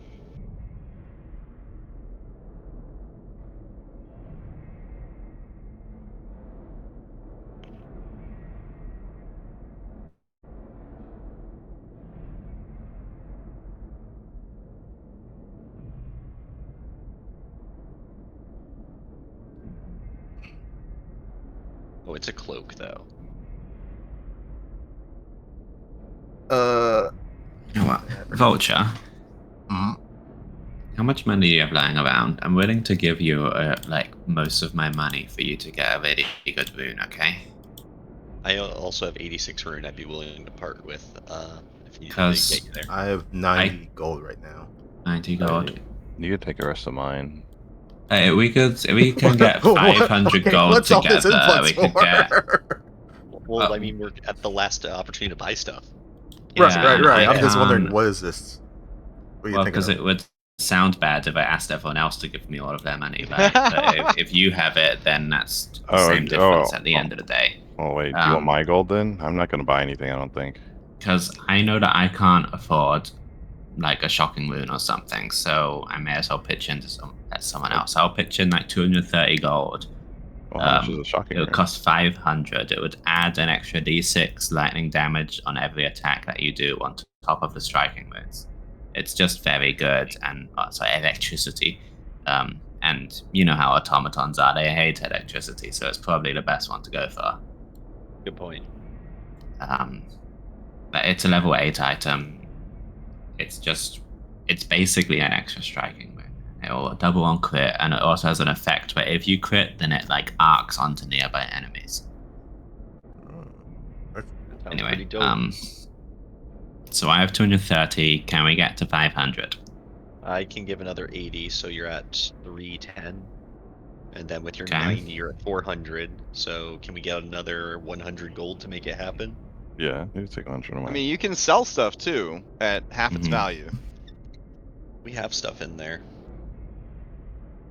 I believe something something has to be labeled like treasure or loot, and then you can sell it at full price.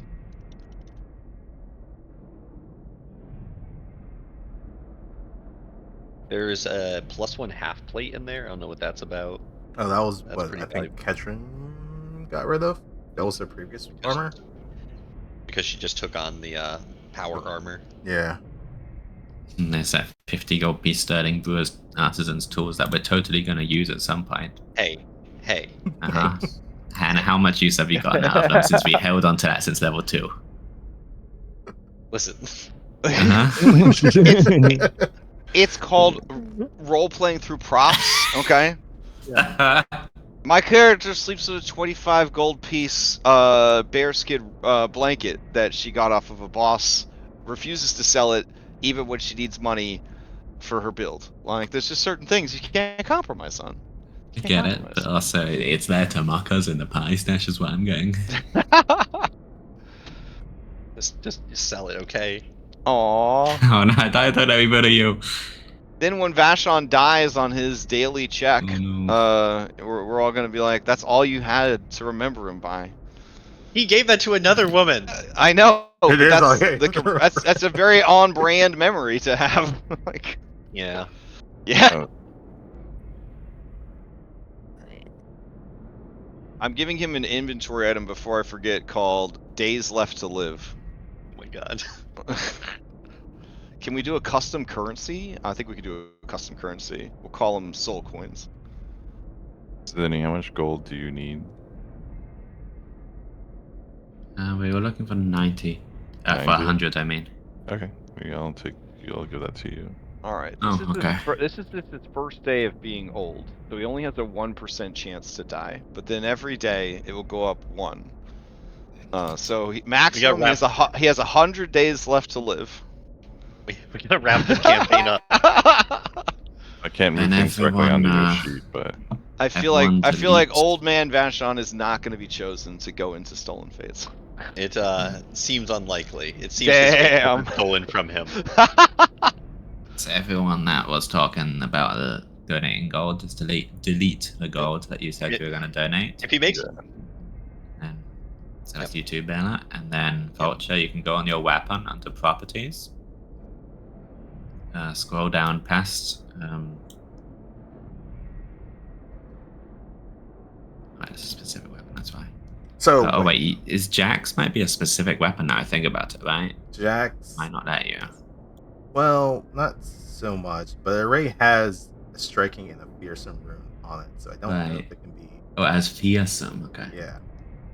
And it's- My arbalist just has a striking rune on it, and my flintlock pistol just has a striking rune on it. Okay. And this is gonna sound like it was a clever ploy to actually get it on my rapier. So it was a clever ploy to get onto your rapier. That's what it sounds like now, but it wasn't intended as such. But we could just swap out the fearsome moon for the shocking, and I could just take the fearsome if you want.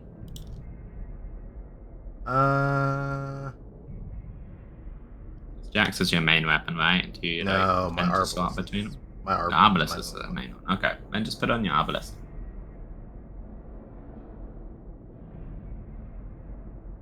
But you could just transfer all your best runes onto your Drake rifle. I think Be an that will be a acid specific machine. weapon, Oh. and it won't let you put property runes on it. Oh. Yeah, it does say it's a specific weapon, you're right.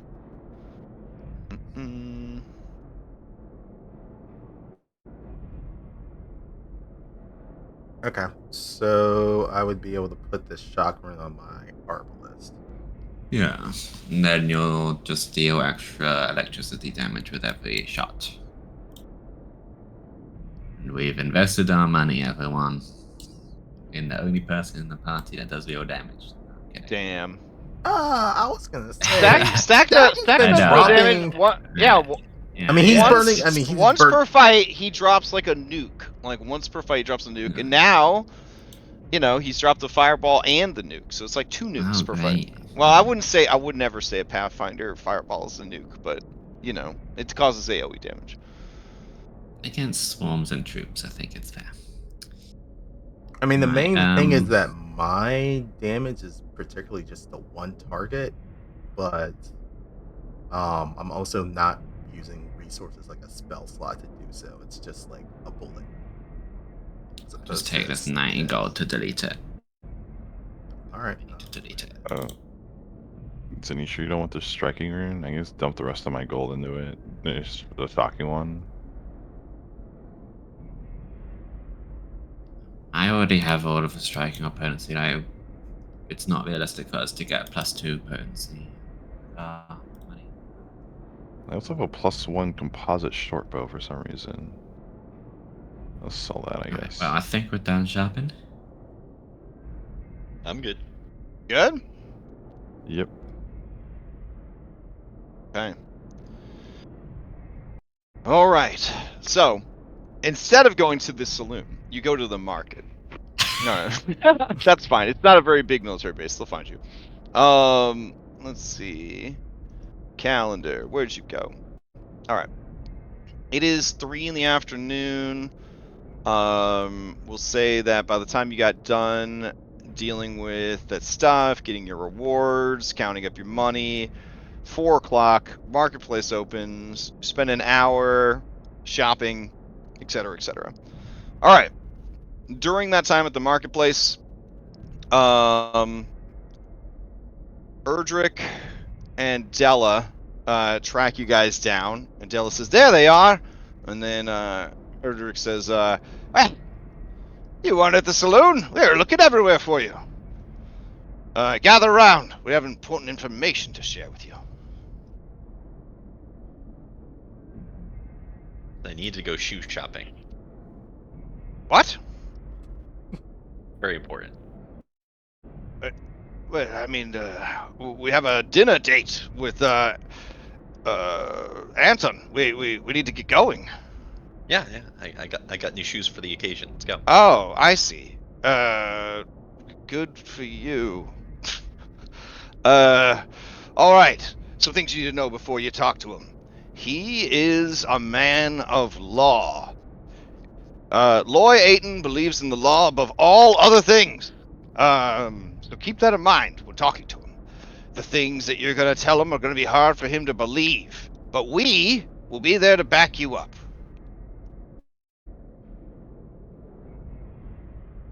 Also, you may want to keep the true nature of your group a secret. It might be difficult for him to see through your checkered past and reputation.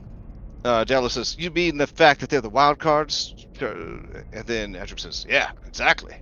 She says, hey, it wasn't like they were trying too hard to disguise themselves. And even with the disguises, the fighting style would pretty much give them away, right? I mean, you'd have to be sort of an idiot to see this composition of people fighting with that composition of weapons and styles and not just be like, oh, that's the wild cards. And he says, Della, we've been through this. You know that the common man is a fool, a buffoon, a moron, and what's worse is anyone that signs up to be a law enforcement officer is even stupider than that. And she says, it's not really the time for that, though. And he says, oh, you're right. Yes. So, anyways, are you ready? Yes. I am ready, but like, I mean, our disguises aren't that bad that you think you know who we are now. But what if we put this fake mustache on Stack? Ah, Mm-mm. We still have a ghost. another cat. Well, that being said, Loy isn't a total moron. Do you have disguises? Yes. It's dampened here. We can put on hats of disguise. Oh, don't I have my persona of Mr. Fluffy Bottom? And if you got deception, like you do, I mean, you've been wearing your fluffy bottom disguise. I rolled for you when you weren't here. You got like a 4. Oh. Yeah. Everyone knows that they kept commenting that you just look like you put orange powder in your fur, and they don't know why. Like, are you moldy? Do you have, like what's the situation? But nobody really commented because everybody's just kind of living their own life and doing their own thing. I don't have a hat of disguise, so I'll wear my clever disguise kit, and if anyone asks questions, I'll just tell them about disguises pre-infernal Cheliaxian upbringing, and then their noble birthright and everything, and then they usually just leave me alone. Got it. Okay. All right. So this is the 16th, and it is not 6 p.m. yet. So yes, there is 0 chance of wild magic happening. So if you do want to how to disguise yourself, you certainly can. I will generate a random miniature for you. Anybody? Going with the classics? Oh, Ketrin. All right. Let's see what Ketrin turns into today. Oh, it's been multiple hours, right? We have healed up. I'm assuming that while you were counting money and getting ready for the market to open, Ketrin could have healed everyone to full. Yes. Let's see.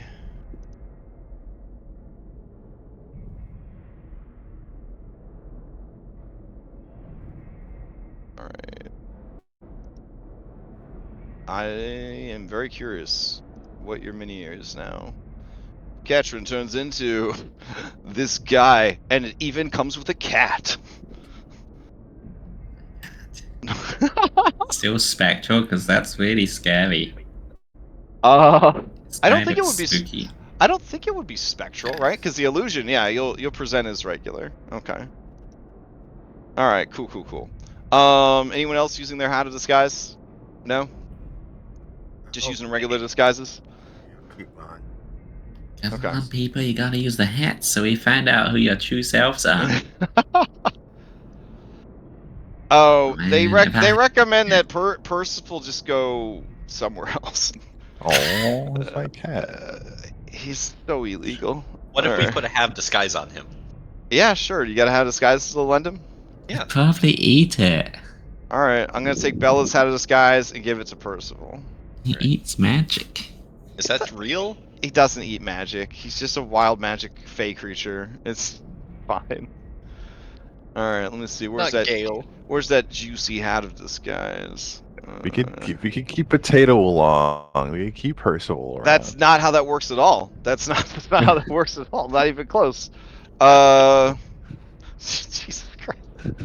It's like if they can bring their hamster, I can bring my scorpion. No, that's not how that works.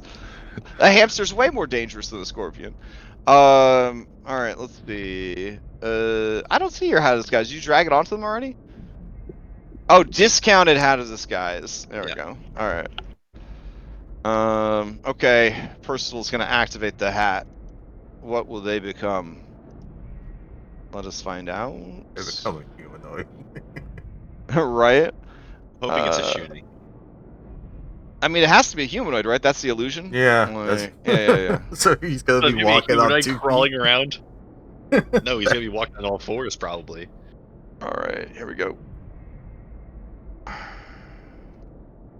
Oh, they're gonna be doing that horrible like Scooby-Doo thing, like when Scooby-Doo walks around on its hind legs in a disguise. Yeah, that's what I was thinking.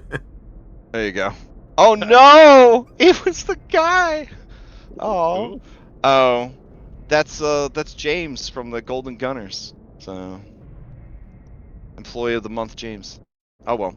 All right. So he turns into that guy, and now it's like if a man was walking like a emaciated Newborn alien child. cat, on its hind legs. You know, sometimes you put a hat on a cat and it's really cute. This is not one of those situations. Okay. Anything else I need to know about here? We're good. All right. What could go wrong? All right. So, let's see. You guys head on in to the keep, and this is all theater of the mind. And you are led to a dining room. It is very Spartan. There's not a lot of embellishments or anything like that. You see the banners with the city's regalia is like the only decoration in the room. And you see Loy Aiton, who when you see him, you know this is a guy who values facts, science, and the rules. Loy Aiton said, good Why does evening. he look like Neil deGrasse Tyson? Right? Exactly. He says, well, good evening. My name's Loy Aiton. I'm in charge here. I've been told that you wanted to meet with me and you had delicate information that I needed to have immediately. I am a very busy man, so we're just going to have this meeting while I eat my dinner. I want to be a good host, so you're going to be served dinner as well. Due to the short notice, I didn't have time to check your dietary needs, but there will be gluten and almonds served alongside this meal. It's a roast rabbit with mashed potatoes and green beans.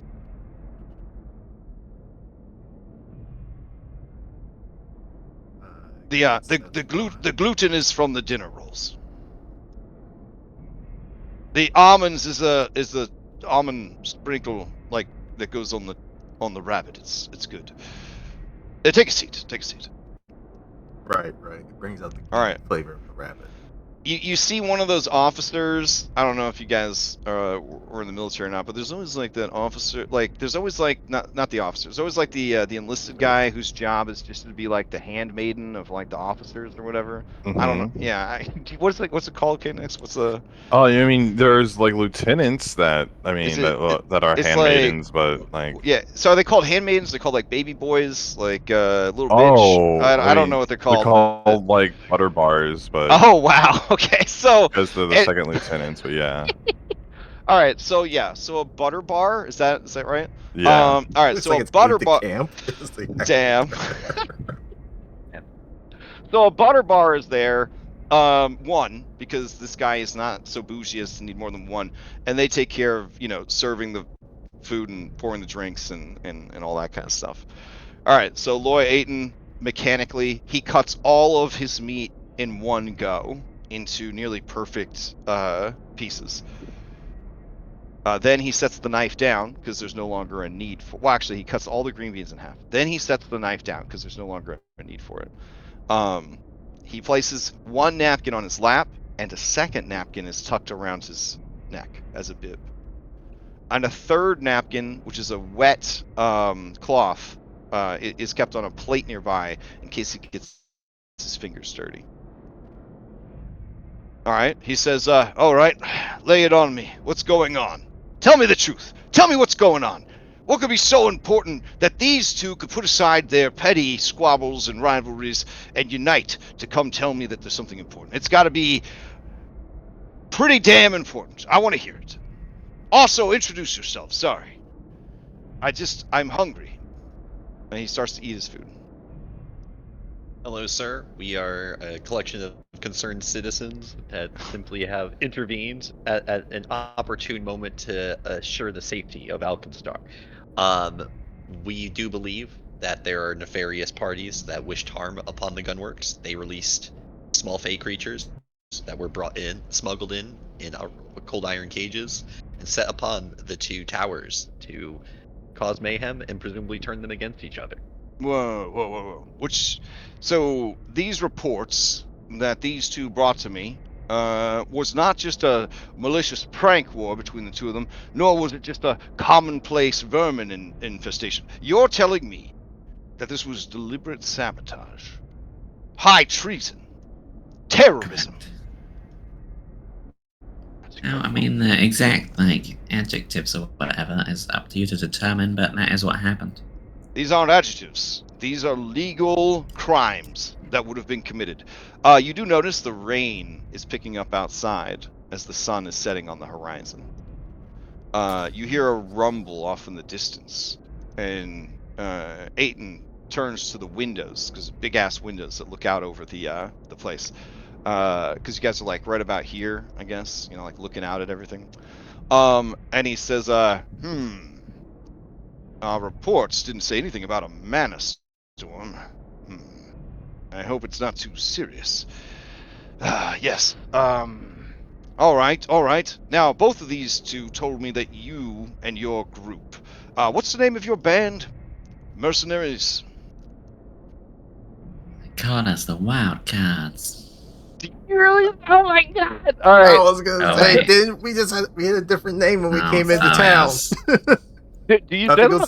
think it was the Unscathed or something like that. We're the Unscathed. Okay. All right. The deuce is wild. But I mean, if you want to just Yeah. What? Yeah. What? I need the answer. What is the answer? Oh no, yeah, whatever, guys, you gotta say. I mean, it's okay at this point, Zenny, if you want to own it. If you want to own your truth. This guy hates unlawful stuff, but he Correct. also, to the letter, maybe he values honesty. Okay. He really unscathed. No, wait, I don't have any deception here, guys. All right. So you just tell him. This guy would see us that we are the unfairly maligned and famed group known as the Wildcards. Okay. I'm gonna have him do a society check to see if he knows who that is. Everyone fucking knows who we are. All right. Let's see. Now, while you figure out your check, I can still talk, haha. No, All right. Let's see. Okay. He says, the wild cards, huh? Not sure I like that name. It implies that you're a bit chaotic. All right. Well, what else you have going on? Finish your story. Erdrick and Della look at each other like, what the fuck?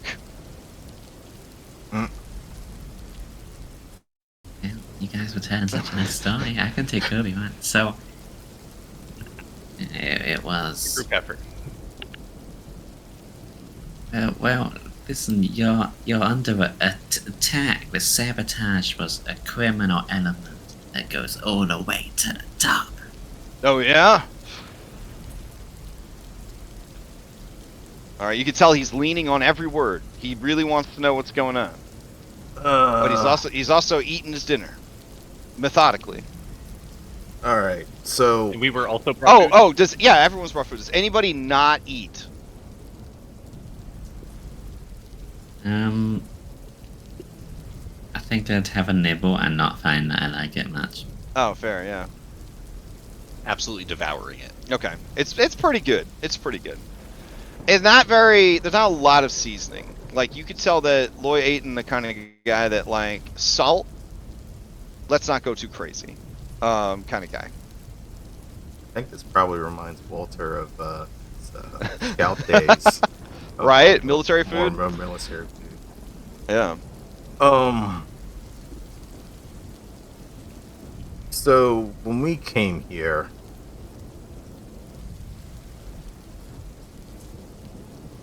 we had known about Pirate Night. It's not a secret in Alkenstar.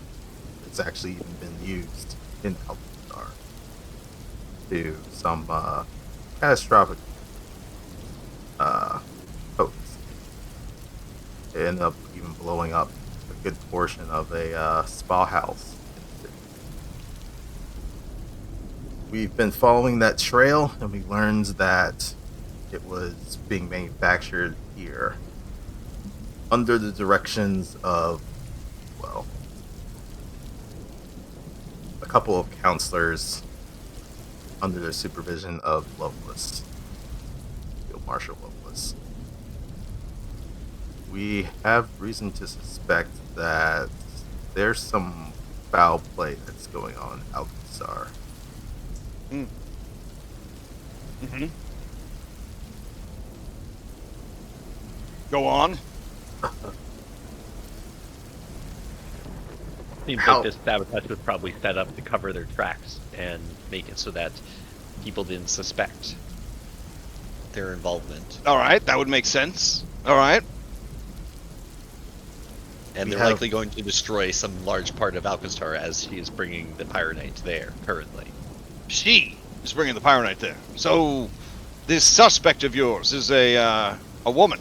From what we understand, a large shipment of Pyronite was manufactured here and was brought onto a ship that Lovelace was Oof. on. He stops eating. And his eyes look down at his plate, and right as he does that, clouds kind of cover the setting sun, and his face is cast in shadows. You feel time slow down as his hand reaches under the table for something. Going once. Going twice. Alright. He adjusts his napkin in his lap. And then he says, I had my suspicions. Who are you really? Are you with the Duchess? Yes, we're operating under her orders to... Makes sense. A silly name like Wild Guards. What a cover. Alright. I feel like I can tell you this. I have a bad feeling about Lovelace. And that Vucelog fella. Well, I'm glad you say that, because he's the one that unleashed the Fae onto the towers. He was poking all over the place. He had no reason to. He was, especially right after Lovelace was here doing a tour. She took all of the Pyronite that was completed, loaded it into her personal ship, and left a few days ago. Vucelog arrived shortly after she left. But And you that's say when that your he trouble was started. sabotaging the two engineering towers, metallurgy and siegecraft, but why just those towers? We've already finished making the Pyronite. Wouldn't that be where you would either make more paranoid or make countermeasures, like develop new tech if there were a new threat on the horizon? Aren't those two towers like your prime research development? As Zenny, who is sitting with her back to the big window, says, another threat on the horizon. Vulture, who's sitting in the corner where he can see the door and the window, because sniper training, you see a flash of lightning off in the distance, and silhouetted in the lightning is a motherfucking kaiju. I think he does a double take. All right. And then he and looks then at the you keep talking, Zenny. Okay, and then what do you do? When you look at the window and see No, that? When the lightning goes away, you don't see its silhouette anymore because it's too cloudy and dark outside. What the fuck was that? Yeah, so I was asking him whether those, like, aren't those buildings the... Well, he said, like, measures against something like Fahrenheit. I suppose, but what is she gonna do with the Pyronite? I'm thinking they're taking it to either the Geb or next borders, and they're gonna blow something up to sort of instigate the two nations against each other. But that would be weird, because I did see and meet a Nexian who's traveling with Loveless, a Mr. Ebrium. That's very interesting. It is our held belief that agents of both Geb and Next are interested in purchasing this, and it is my belief that she'll most likely make a display of Alkenstar to cater to both markets. No. He stands up. His napkin flutters from his lap, and he says, "That to think that I might have played a part in all this. The paperwork was in order. You have to understand. The bureaucracy was sound. I did what I was supposed to do. I did what I was ordered to do." I think that's what they were relying on, but hold that thought. Do I need to make It can't sneak get much action? worse, though, can it? And as he says, it can't get much worse. There's another flash of lightning. And, Walter, you see the kaiju is much closer. It is some hideous humanoid hybrid of bat and wolf. And it lets out a tremendous roaring scream into the night. Oh. I think And, it just got worse. And he wheels around. Everyone, I guess, wheels around and looks out the window. And yeah, you see this hideous kaiju off in the distance. Oop, hold on. Let me go grab the hideous kaiju. What a terrible time for us to take a quick break. Oh, man.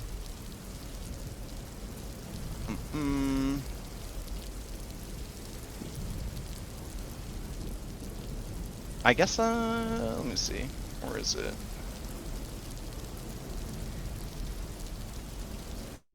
We look to Aiden. Is the Maw of Rovagug ready? Yeah, he looks out and he says, yes, it should be ready. Will you? Oh my God! Can you Well, check on it? I mean, we're right here, and I don't think we all want to die to a kaiju, so yeah, we'll help. All right, you start to hear alarms go off. There's it too, sabotaged. And then you hear a trying to get added to the alarm, and he says, "What? Invaders?"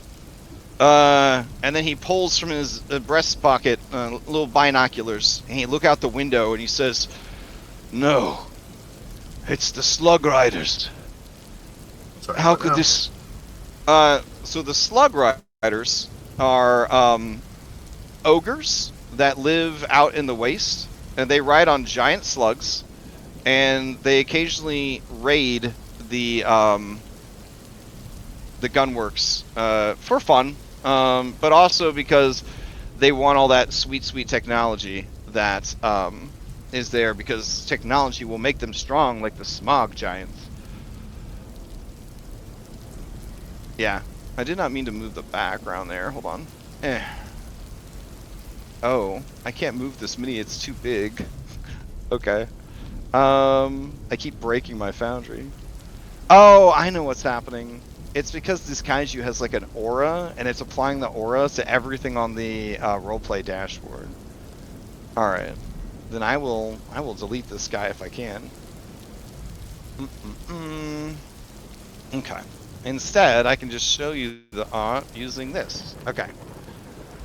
Yes. So it's like Godzilla-sized, some kind of wolf-bat hybrid. You can see flying around the creature in the distance are the what look like man-bats, just like humanoid bat creatures that are flying all around it, and then you can kind of see an encroaching army of ogres riding on giant slugs. The slugs are spraying acid and melting people, and they are assailing the gates of the city.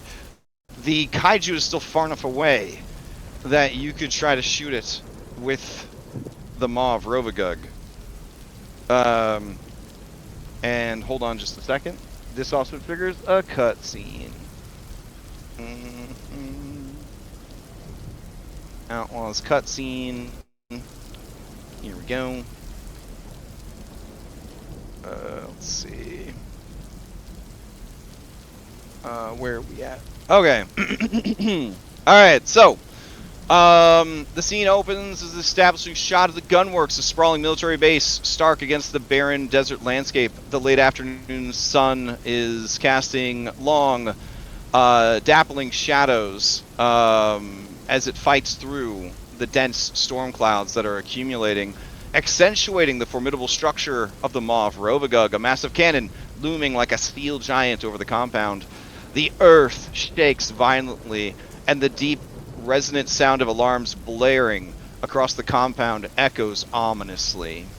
Inside the dining area with Loy, there is a little box on the wall, and you hear static and sound come out of the box. And it says, Sir! Sir! This is the Maw Command Center, sir. Something massive is approaching from the west, sir. And then the Theater of the Mind camera cuts to the inside of the command center, where you see technicians and military personnel in disarray, running around, adjusting dials, looking at seismic readings that are spiking off the charts. The camera shifts to a live feed on a large display screen, showing a horrific beast on the horizon, a monstrous kaiju, an unholy amalgamation of wolf, bat, and bear, its massive form blotting out the sun as it advances. The camera then cuts to the marketplace where you just were, as people scatter, screaming, already packing up because of the early approach of the storm, but now thrown into complete chaos by the shaking of the earth and the roaring of the creature and its minions. It pans across the base's outer defenses, where you see soldiers scrambling to man positions, their faces etched with fear and determination. A small army of mutated beings, a mix of mana-waste ogres, giant man-bats, and smog giants with makeshift smoke powder armaments, are accompanying the kaiju, moving with terrifying speed and coordination towards the gunworks. Soldier number 1 on the wall points to the advancing army. Positions! Hold the line! The soldiers brace themselves, loading cannons and rifles as the monstrous army draws closer. The scene cuts back to the command center inside the Maw of Rovagug. All units, engage at will. Protect the Maw at all costs. The camera zooms in on the commanding officer's face, and you see a mix of resolve and fear as he watches the live feed. The camera then cuts and slowly moves towards the Maw of Rovagug. It's an immense barrel shadowing the battlefield. The magnitude of the weapon is fully revealed, bigger than a battleship. Its intricate gears and pistons idle, ready to fire.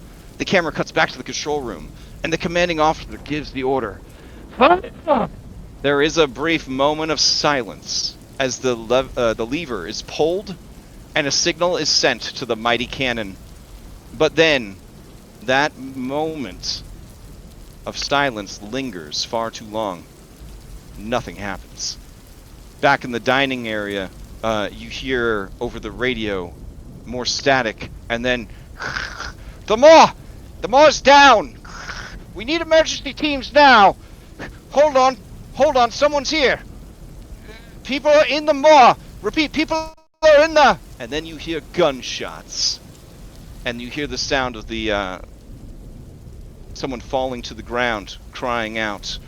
The camera cuts to the battlefield, and you see the first line of defense engaging with the oncoming army. Explosions and gunfire fill the air as the kaiju and its army clash with the desperate soldiers of the gunworks. Smoke and dust billow up, creating a chaotic tapestry of war. In the final shot, it pulls back to show the full scale of the battle, with the Maw of Rovagug in the foreground, a silent sentinel awaiting its revival, and a monstrous kaiju roars defiantly as it begins to breach the outer defenses, the sounds of its roars echoing across the desert.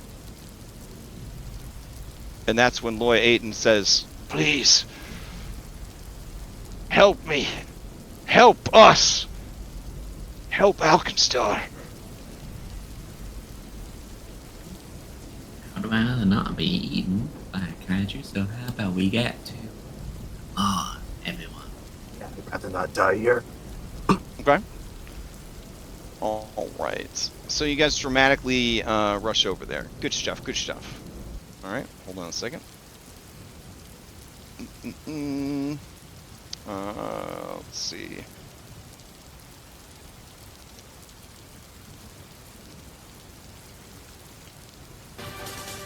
All right. So you guys rush off. Della and Erdrick say, "Don't worry, we're right behind you," and they are going to go with you. All right. As you guys rush over to the Maw of Rovagug, it is a 100-foot tall tower that does have an outer defensive wall around it that is 50 feet high. As you arrive, you see that the 2 guards that were posted out front are dead, gut shot, and bleeding out on the ground. The gate hangs open. Do you guys head in? Yes. Yeah. Okay. All right. As you... Oh, yeah? Oh, just onwards, and that was all. Okay. As you guys head in, you do see that there is the door to the tower, and then Erdrick says, "Don't worry, we'll take the elevator. It's the fastest way to the top. There's a command center, roughly 85 feet up, where all of the loading and the calibrating, the firing of the cannon takes place. From there, there's a stairwell that goes out around the 50-foot mark. You can see it right there. You can use that to go all the way to the roof and check on the cannon itself. I think we should go to the command room first and see what's going on." Alright. As you guys go, you find the door to the tower has been forced open, as if by a large, strong humanoid shoulder checking it. And you find 2 more dead guards on either side of that door. And then there's a dying man on the other side of the door in the stairwell leading up. It's one of those like metal industrial stairwell kind of things. You know what I'm talking about? And he's sort of like tangled in the stairs and the railing. His body is just badly beaten.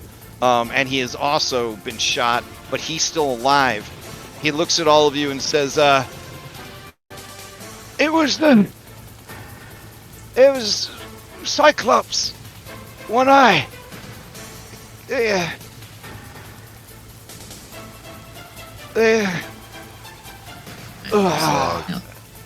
And then he passes out from the pain.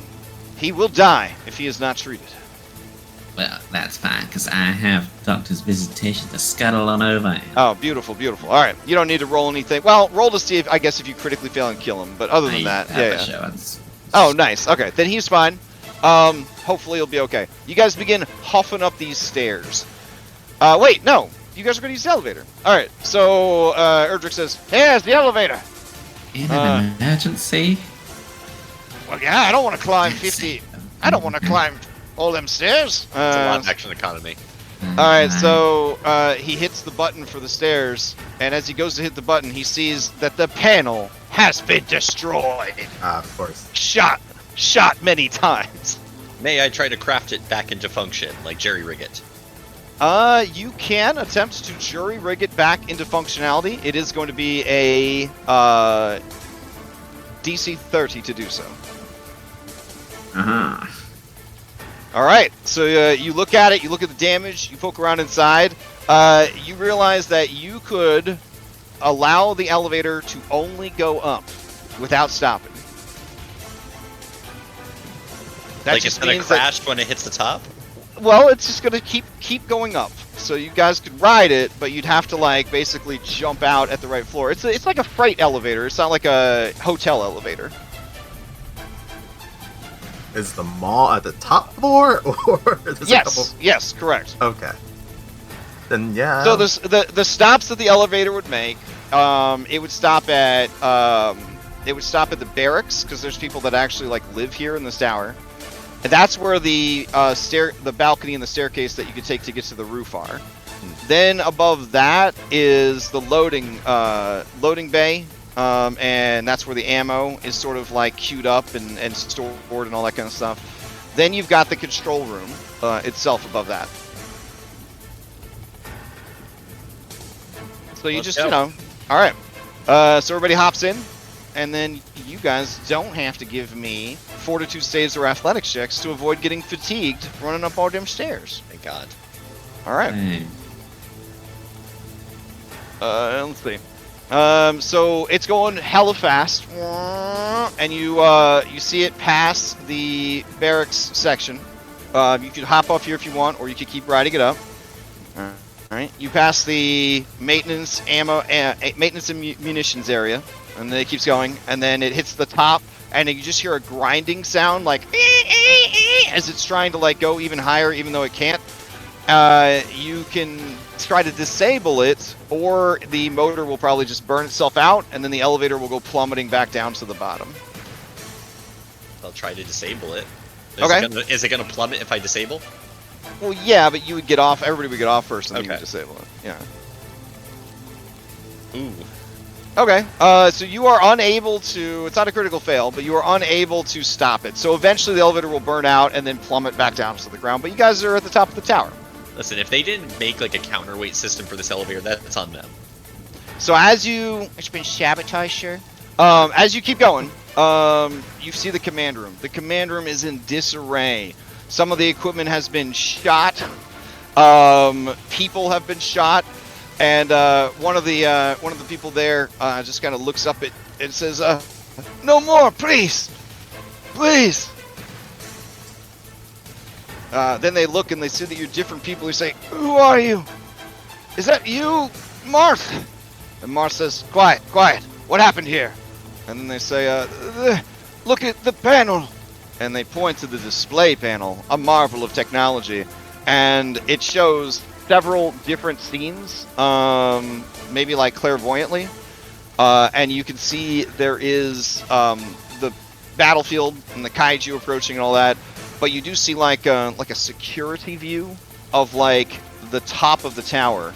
You can see that there are guys there that are dressed with red bandanas and goggles. You recognize them as leadsmiths.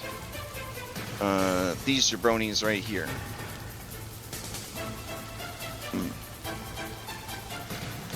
You also see, standing boldly at the very tip of the cannon, is Gentleman Viewslog.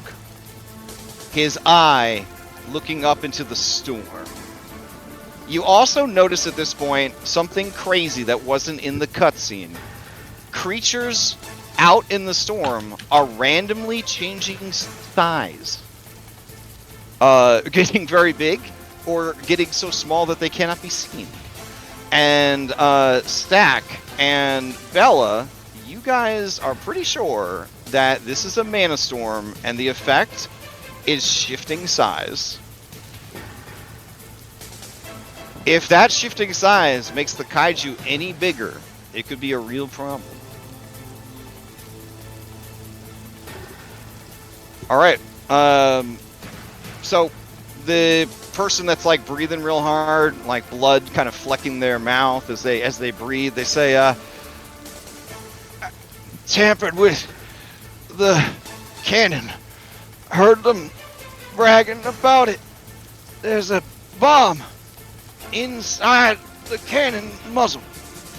There's also sabotage the machinery." And then their eyes kind of flutter, and then they. Ugh. All right, Della says, "God damn it! All right, I'll go check on the machinery. Erdrick, you come with me. Can you folks go check up top?" Yeah. I wouldn't You think will. these crazy bastards are going to live through all this shit, but okay. All right. Subtle. Erdrick says, "Oh, I know this is inconvenient, but there's only 2 ways to the roof. The side stairs, back down in the barracks, or you could go with us and try to climb up through the mechanisms, but that's not necessarily the safest route you could take." Is it something you'd have to be athletically trained to do? Well, let's just say it would want a crafting check or a reflex check, or you'd be ground up in the gears, burned with steam, and all sorts of other manner of terrible things. All right. I vote we go that way.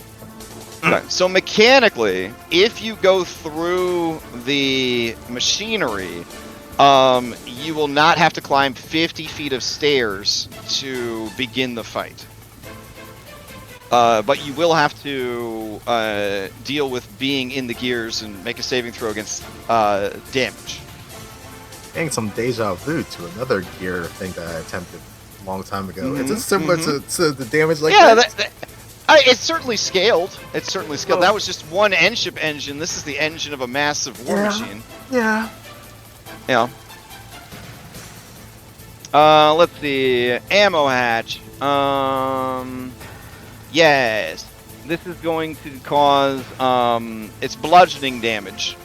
You could do crafting, or reflex as your, you could do crafting as a save or reflex, and it's a basic save against, bludgeoning damage. The bludgeoning damage is only 5d6. It's only 5d6, but it is a DC 29. And then you will need to make an athletics or acrobatics to climb out of the machinery onto the roof, assuming that the hatch has been opened. But the hatch can be opened from inside, so it shouldn't be too bad. Or you go down and then you go back up the stairs. Or if you have some other way to do it, you throw it out there. Is that acrobatics check also a DC 30? No, to climb all the way out is going to be a 26 athletics or acrobatics. Ooh. All right. And that's not like a normal climb, that's like a scripted climb check. What do you It's guys a- think? 50 feet or this? And you could split the party on this because the destination is going to be the same. So whatever you think you're better at. Oh, Okay? What am I seeing here? that's a crafting check. Oh, so you're committing to that. Okay. Yep. So you're going up through the machinery. All right, stack. Machinery or stairs? Go. I mean, I have to go stairs personally. You're going to do stairs? Okay. All right, Ketrin, machinery or stairs?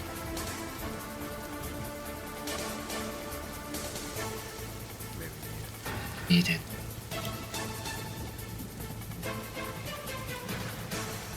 Sorry, stairs. Stairs for Ketrin. Okay. Stairs for kitchen. Zenny, machinery or stairs? I will go with stairs. Okay. Vulture, machinery or stairs? So the other option, I have a grappling gun. Uh-huh. Can I propel myself up to the roof? Yeah, you'd have to go out onto the stairs balcony first, and then you can do that.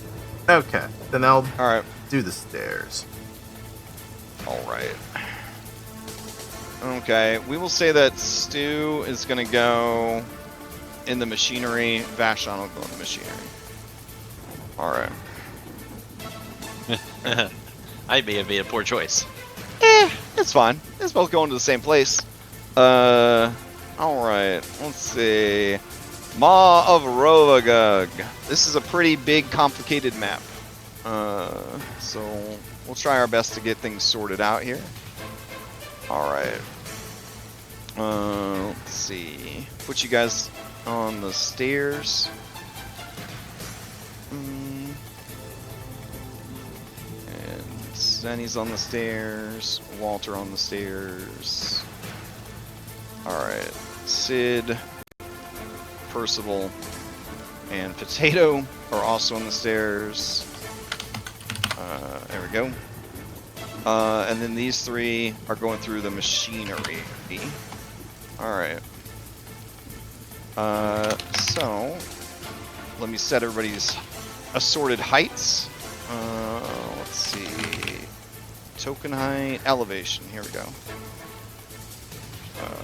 Apply. And then you guys are all starting at a height of 50. Let's see, elevation 50. Alright. And I think everyone else needs to have their heights set. Somebody beating up their keyboard. Just slamming it. Take that, keyboard. Fuck a you. Alright, let's see. These guys will be flying in at a height of 130. Alright, beautiful. Alright, I'll take you guys over to the map now. Let's see. Maw Rovagug. Alright.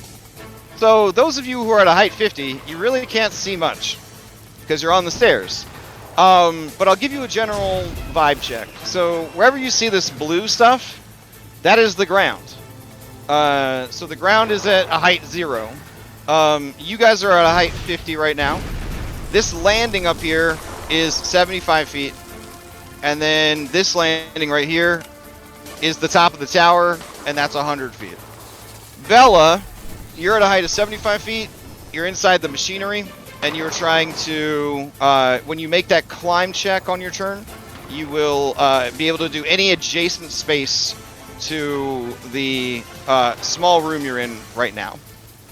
And then you'll be at a height of 100 feet. That's a pretty good deal for one climb action, getting to go 25 feet on a climb. It's incredible.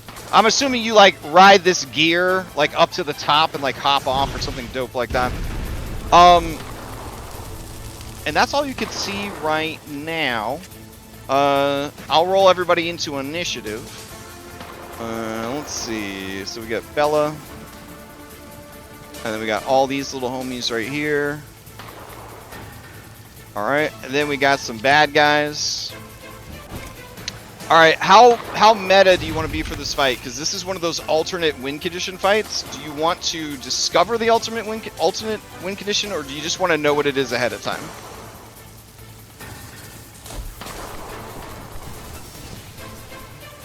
We'll figure it out. You guys want to figure it out? It'll be fine. No, it's for cool knowledge. No? Okay. Alright, Yeah, all right.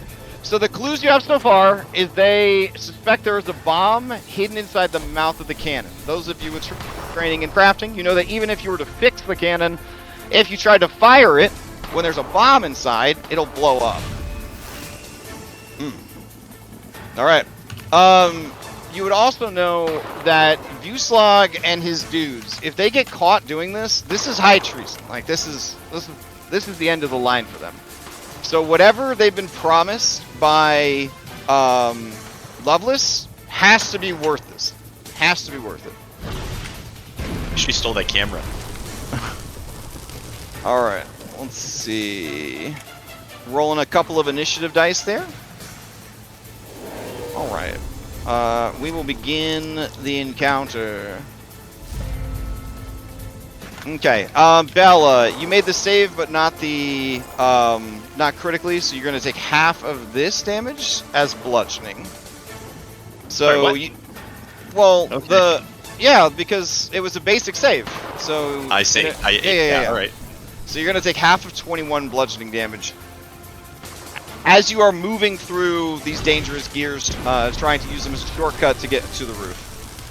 Alright, Gentleman Vuslag is going to to hold off on his stuff. Actually, Stack, you can go first. Okay. Let's see. I will move up the stairs. Okay. Did I trip something?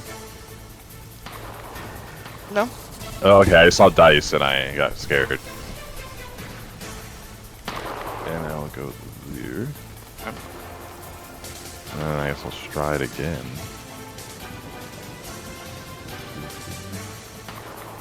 Alright, so now you'd be at a height of 75. I got you. Alright.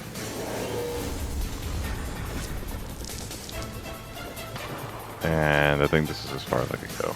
Oh, that you just jumped off the tower, bro. Oh, Remember, all the areas that have the blue coloration. Can you guys see the blue coloration? Yeah. Yeah, I can see it now. I had to Okay, yeah, refresh. that's it's 75 feet to the ground from there. You don't want to do that. Okay, sorry. And then I'll end. I turn right here. I was like, how can I make sure, because this map doesn't have very good force perspective, that they know that that is a deadly fall? I was like, I have to make sure they know. And falling damage is what, half the distance covered? So it'd be 25 Yeah. damage? Hey, we all have a snap leaf now. We should be fine, right? True. All right, Bella, to you. Oh. So I'm going to make the acrobatics check to attempt to climb. Yes, Gotta it is roll a 13 or a DC higher. 26. Hell yeah, let's No go. problem. All right, so you can pick any adjacent space to be on. I'm just gonna pop myself out to the right, I guess. All right, I got you. And then I'll change your height to 100. All right, so from here, you can see that down there are your allies that are working on the stuff. And then you can't see your other allies over the wall here, but you assume that they're climbing the stairs. You also see that there are these giant bat monsters. Okay. Don't love that. Don't love Yeah, there they are. that. That's scary. And then you also see that there is one of the big boys, and then two of the small boys. Yep. They seem to be standing at the base of the cannon. And then you see further up the cannon, I don't know if your mini can see this or not because of how it's layering stuff, but there is one right there. I see that one. Okay, and then all the way up here is view I do not slog. see him. I don't Okay. see him. All right, you should be able to see him, but you don't. I don't know why. I think there's like, it's considering like the ass of the geometry to be blocking you from seeing him. But I think that you'd be able to see him. He'd have some cover though. But you do see that he is standing, and he doesn't have his tuxedo on. He's got his like, Battlefield. I'm a wild boy out in the wilds doing safari clothes on. All right. So that was one Pac-Man. I am going. Oh, also, I need you and Stack to give me D6s. Suspicious. All right, everything is fine on a 4, and everything is fine on a 3. Okay. But yeah, please help me remember, everybody at the beginning of their turn has to roll a D6. I am going to. I'm pretty much out in the open here, aren't I? Yes. You are the only target. All of these guys have their weapons drawn. They all look like their weapons are loaded. And if I were to try to climb down onto this staircase behind me, would I take some fall damage there? If you want to walk over the side here? Yeah, like if say I went to here, like Yeah, is yeah, that yeah. a big drop? No, it's only about 10 feet down. I should be able to do that without taking damage, I think. Or On is that fall 5 damage? fall of 10 feet, you would take 5 damage. You could go here, and it's only like a 5-foot drop. Okay. Yeah, I'll take it. I just want to get some cover. Okay. And So you're gonna move, and then we'll say, because of your size, your third action is just to climb down Oh, I behind guess the so. wall. And if I can't do it with Like, take if I can't cover? do it with one action, I guess so. I was gonna try Okay. to recall knowledge in there, but yeah. Ooh, all right. You can throw a recall knowledge out there. That's fine. All right. I'm just trying to look for ways to get into where the bomb might be. Or... Okay. All right, that is a fantastic crafting roll and a fantastic engineering lore. So, obviously, the easiest way would be to go in through the mouth. The mouth that's 150 feet above the ground. Yep. But you could go all the way down to the munitions floor, and then basically get loaded into the cannon like ammunition, and like work your way through the ammunition load track. That sounds terrifying. Yeah, it's also very timely. Yeah. But could be faster than trying to climb on this cannon in the rain and make it all the way to the edge. Obviously, the easiest way would be to teleport or fly. But Pathfinder, so yeah. Alright. That is your turn. Let's see. I guess the bad guys will start going now that they got targets. Alright, so Bella, you are shorter than 5 feet, right? So they wouldn't have a target anymore? Okay, then they will wait. But this here bat will go. So I'll move him up. Alright, beginning of the bat's turn, it's going to roll a d6. Nothing happens. Alright. It saw that there was something small and delicious and easy to fly off with that isn't brandishing a firearm. So they're going to fly after you. They have a surprisingly slow fly speed because of their twisted, mutated body. Let's see. Do they have any cool special moves? Let me see. Nope. Alright. This is kind of a claw bite monster. So they're going to go 30. And they're going to go 30. And then they will do another 30, and they will land here. So they're right above you, menacing you. Alright, and then let's see.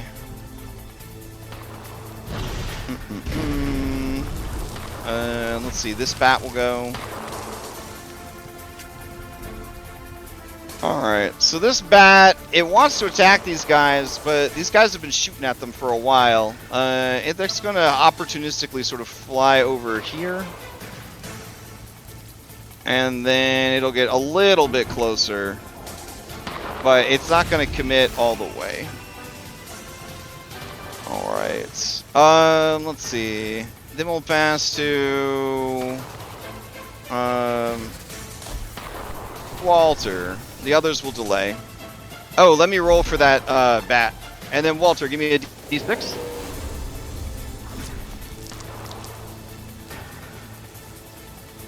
Alright, no problem, no problem.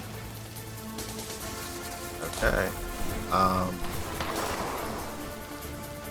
guess because it's cool, Walter's going to spend one action to reach into his face's pouch.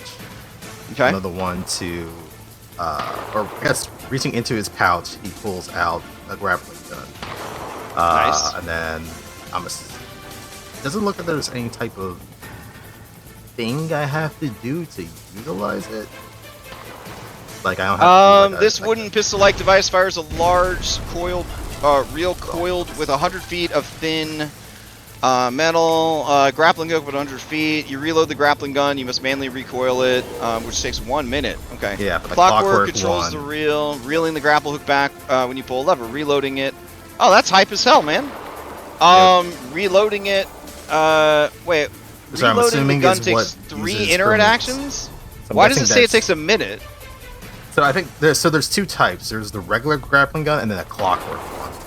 And the clockwork one has a lever that it reloads automates with it. 3. Oh, nice, Yeah. with 3 actions. Otherwise, That's hype yeah. as hell. Otherwise, the regular one would have been This is only 15? Oh my god. 15 gold. Alright, hold on Yeah. a second. Let's see. But what I was wondering is like, do I have to like actually like shoot it to like hit a thing, or is it just happen? I'm gonna check. Do they need to make any checks? Okay.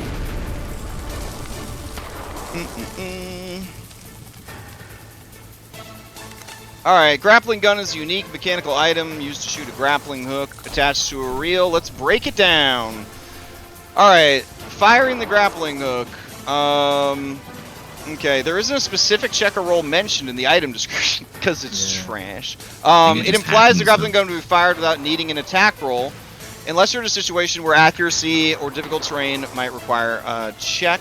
Reeling it in. Once fired, the clockwork mechanism can reel the grappling hook back in when you pull a lever. Reloading the grappling hook. Are checks needed? No, not normally. Okay, so what is the action? So I'm guessing probably because of how the weather conditions stuff is happening, maybe. Alright, so it's only one action to use it, but because reeling it in is 3 actions, you can't do both in the same turn. So, like, you could shoot it, and then on the next turn it's 3 actions, and it'll pull you up the 100 feet, or Oh, whatever. I wouldn't be able to break it up, like take one interact this turn and then do the other 2 the next turn. I would allow it, yeah, since it's we know that it's all keyed into the same thing. Okay. Yeah, so you could do like 2, you have 3 actions. One was to pull out your grappling gun. Yep. And then 1 to fire it. And then you have 1 left One more action that would be that you Or could in invest into next turn. And then the next turn you spend 2 to pull yourself up, and then you'd have 1 Pac-Man left. yeah. Okay, that makes sense to me. Alright. Alright. I don't know if I have to make an attack roll in order to hit a target or Oh, it says right here, reeling in the hook can be split across multiple turns. okay. Alright, Um, sweet. So that's what you're gonna do? Yeah, so I guess it's just happening. And I'll spend Okay. and I'll push one of my things to next turn so I can go up. Alright. Let's see. Alright, we're gonna make this bat go next. Bat rolls a d6. Everything's cool for bat. The bat's gonna move closer to this guy. All these guys. It's gonna move to here. Alright. That's gonna make these guys jump back into initiative, I think. So they're gonna shoot and reload at the bat to try and scare the bats off, essentially. So I'll move through all those guys, and I'll just have one of them make 4 attacks against the bat to represent the shots that they're taking. So 1. Oh my god. Alright. Load it. Fire. Load it. Fire. Load it. Fire. Load it. Fire.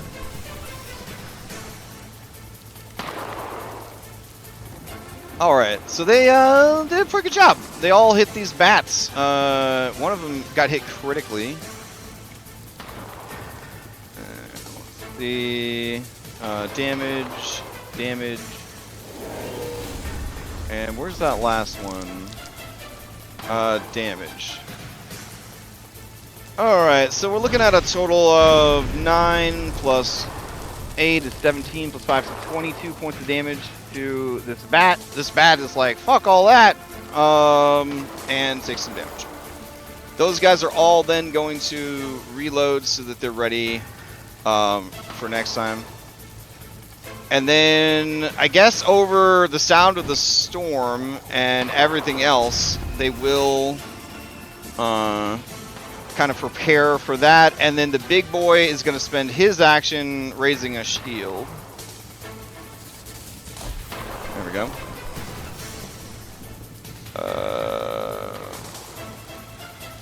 Alright, beautiful. And I don't think these guys have anything special that they want to do with their last action. So they'll just take seek actions, essentially. Alright, let me run through each of them to see if anything happens to them because of the storm. 1, 2, 3, 4.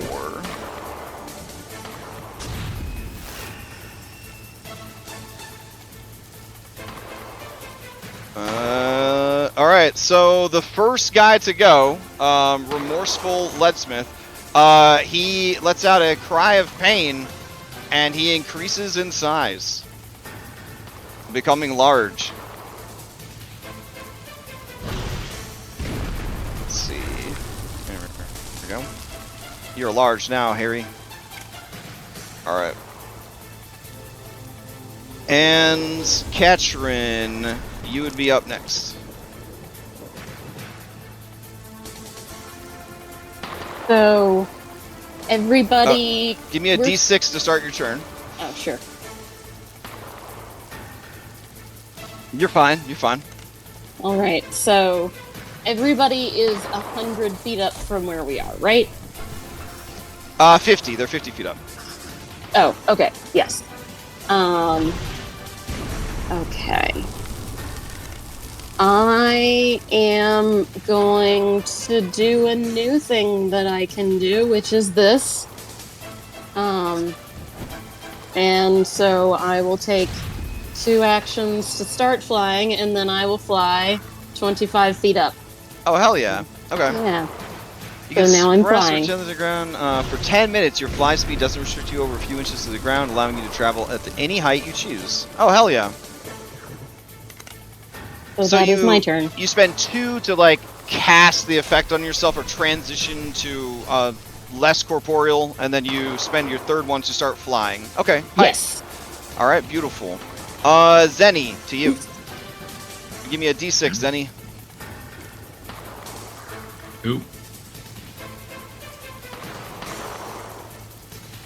All right, you're good? All right, take your turn.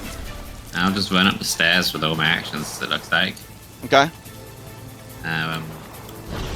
Just normal movement. Correct.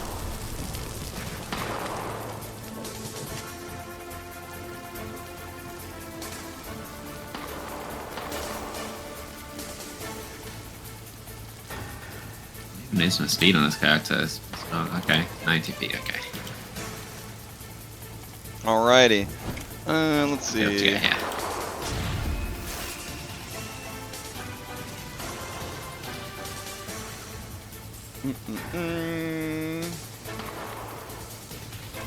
Alright, you cannot delay your turn into the next round. That's weird language. You totally can just keep okay. delaying, but as long as you want. Alright, then View Slag will definitely delay into round 2. But he can't avoid having to make this roll, so... Oh, he's a huge creature now. Oh Alright. Okay, and that, unfortunately, is it for time. So I'll take you guys back to the player map, and we'll leave a note for ourselves for next week. Alright. I have something I put together just now that I'd like to show you by the way, Crash, before we can wrap up first. Oh yeah, sure. So notes that we need to remember for next week. Everyone rolled their round 1 size check. Buslog is delaying probably past stack into round 2. I think that's it, right? We don't have any other notes. Players do not know the alt win condition yet. ... Okay. Katrin's flying, maybe. Oh yeah. Ketrin is flying. Bats are neutral opportunists. Alright. That seems pretty good. There is a bomb inside the cannon that Uslag is standing on. Alright, sounds good. Alright. Did you make this special thing for the gun? Yeah. Oh, hell yeah, dude. So it's a spell. Uh-huh. So spells, you can have variants of them. So like on my oscillating wave psychic, I had one for every spell that would turn the fireball into an ice ball. the cone of cold into a cone of hot, you know. And actually, you can even like make it change the odds for the spells depending on which variant. Anyway, so I just made a spell with here like acid cold. I should be able to just. Can you drag it onto the items tab for me, so we can send it to the other game too? Yeah. Yeah. Dude, I'll check in a sec. Okay. Okay, I got you. It has. Right. So here, it obviously has this effect, so slashing. So then we'd click the slashing variant of it in chat. And then it changes the spell to the slashing variant to hit roll damage. And then we have the slashing damage. And then I have my second spell, which is the d6 damage. I could probably remove the description from this one. And I rolled acid on that. So then just for the d6, it's then this. And then there's the acid damage. I don't know why it's adding 0 bludgeoning. I don't know what's going on there. We'll ignore that. Right, so I just did it by a spell variance. There's probably other ways to do it, but I like spell variance. So. And it randomly determines what damage it's going to do automatically? Well, it seems like you had that set up already. Okay, It's cool. that effect to Vatican, if you drag that onto your sheet, and it rolls that into chat, the 2 dice. Beautiful. Okay. Alright, yeah, the gunslinger in the other game is absolutely in love with this weapon, so like, this is really cool. Alright, excellent. So, quick announcements. We are playing next week. But we are, hold on, let me see. I think we are playing the next 2 weeks. We are not playing November 2nd. Because that is Extra Life, yep. I will give you some meta spoilers here. Saving the cannon and firing the cannon. Yeah, firing the biggest gun in Golarion. If you successfully, or if you fail doing it, either way, you fail forward, that will be the end of this chapter, and you guys will hit level 9. I don't know if you're going to be able to do all of it next week. I hope you are able to do all of it next week. But you will be finishing this chapter, and then you'll be entering chapter 2 of 3 in the final book. The other group, they are in agreement that chapter 2 goes real fast. It might be like maybe the shortest chapter they've experienced so far. So, temper your sort of expectations. I think that you guys will finish, before the holidays, the campaign. I think you're on track to finish the campaign, because it does move very, very fast at the end. So, just kind of giving you guys a heads up on that. And then we do have Extra Life coming up. If you want to volunteer in any way, shape, or form to help with that, it would be greatly appreciated. So, if you want to be a backup player, if you want to help us build and design stuff in Foundry, if you want to help process donations coming in, or if you just want to make donations, if you want to donate prizes to the donor raffle, all that would be great. Just hit me up if you have more, if you want more information. All right, anybody have any other announcements before we adjourn? I think Dom had a Halloween one-shot that they posted. A Pathfinder Halloween one-shot, so if you're interested in that, look on the games thing. But anyone else have anything?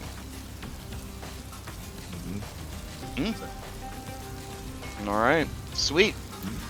Okay, enjoy the rest of your Saturday. I'm gonna go listen to the Final Fantasy Symphony Orchestra tonight. Pretty excited. Where's that at? It's in Virginia. Oh, nice. Yeah. And Is it Distant Worlds? Distant Worlds is great. Yeah, it's I think that's what no, it's specifically for Rebirth, but I think I have an extra ticket to sorry. Oh, I was saying I have an extra ticket to the Nier Automata concert, but I can't go. So oh damn. If you want that, it's in the end of the month. No, I don't want to go to most of the events that I'm signed up to go to. Oh, okay. Yeah. But I am excited about this one. So okay, enjoy your Saturday, guys, and we'll continue this next week. Thanks for running. And thanks everyone for tuning in. Catch you next time.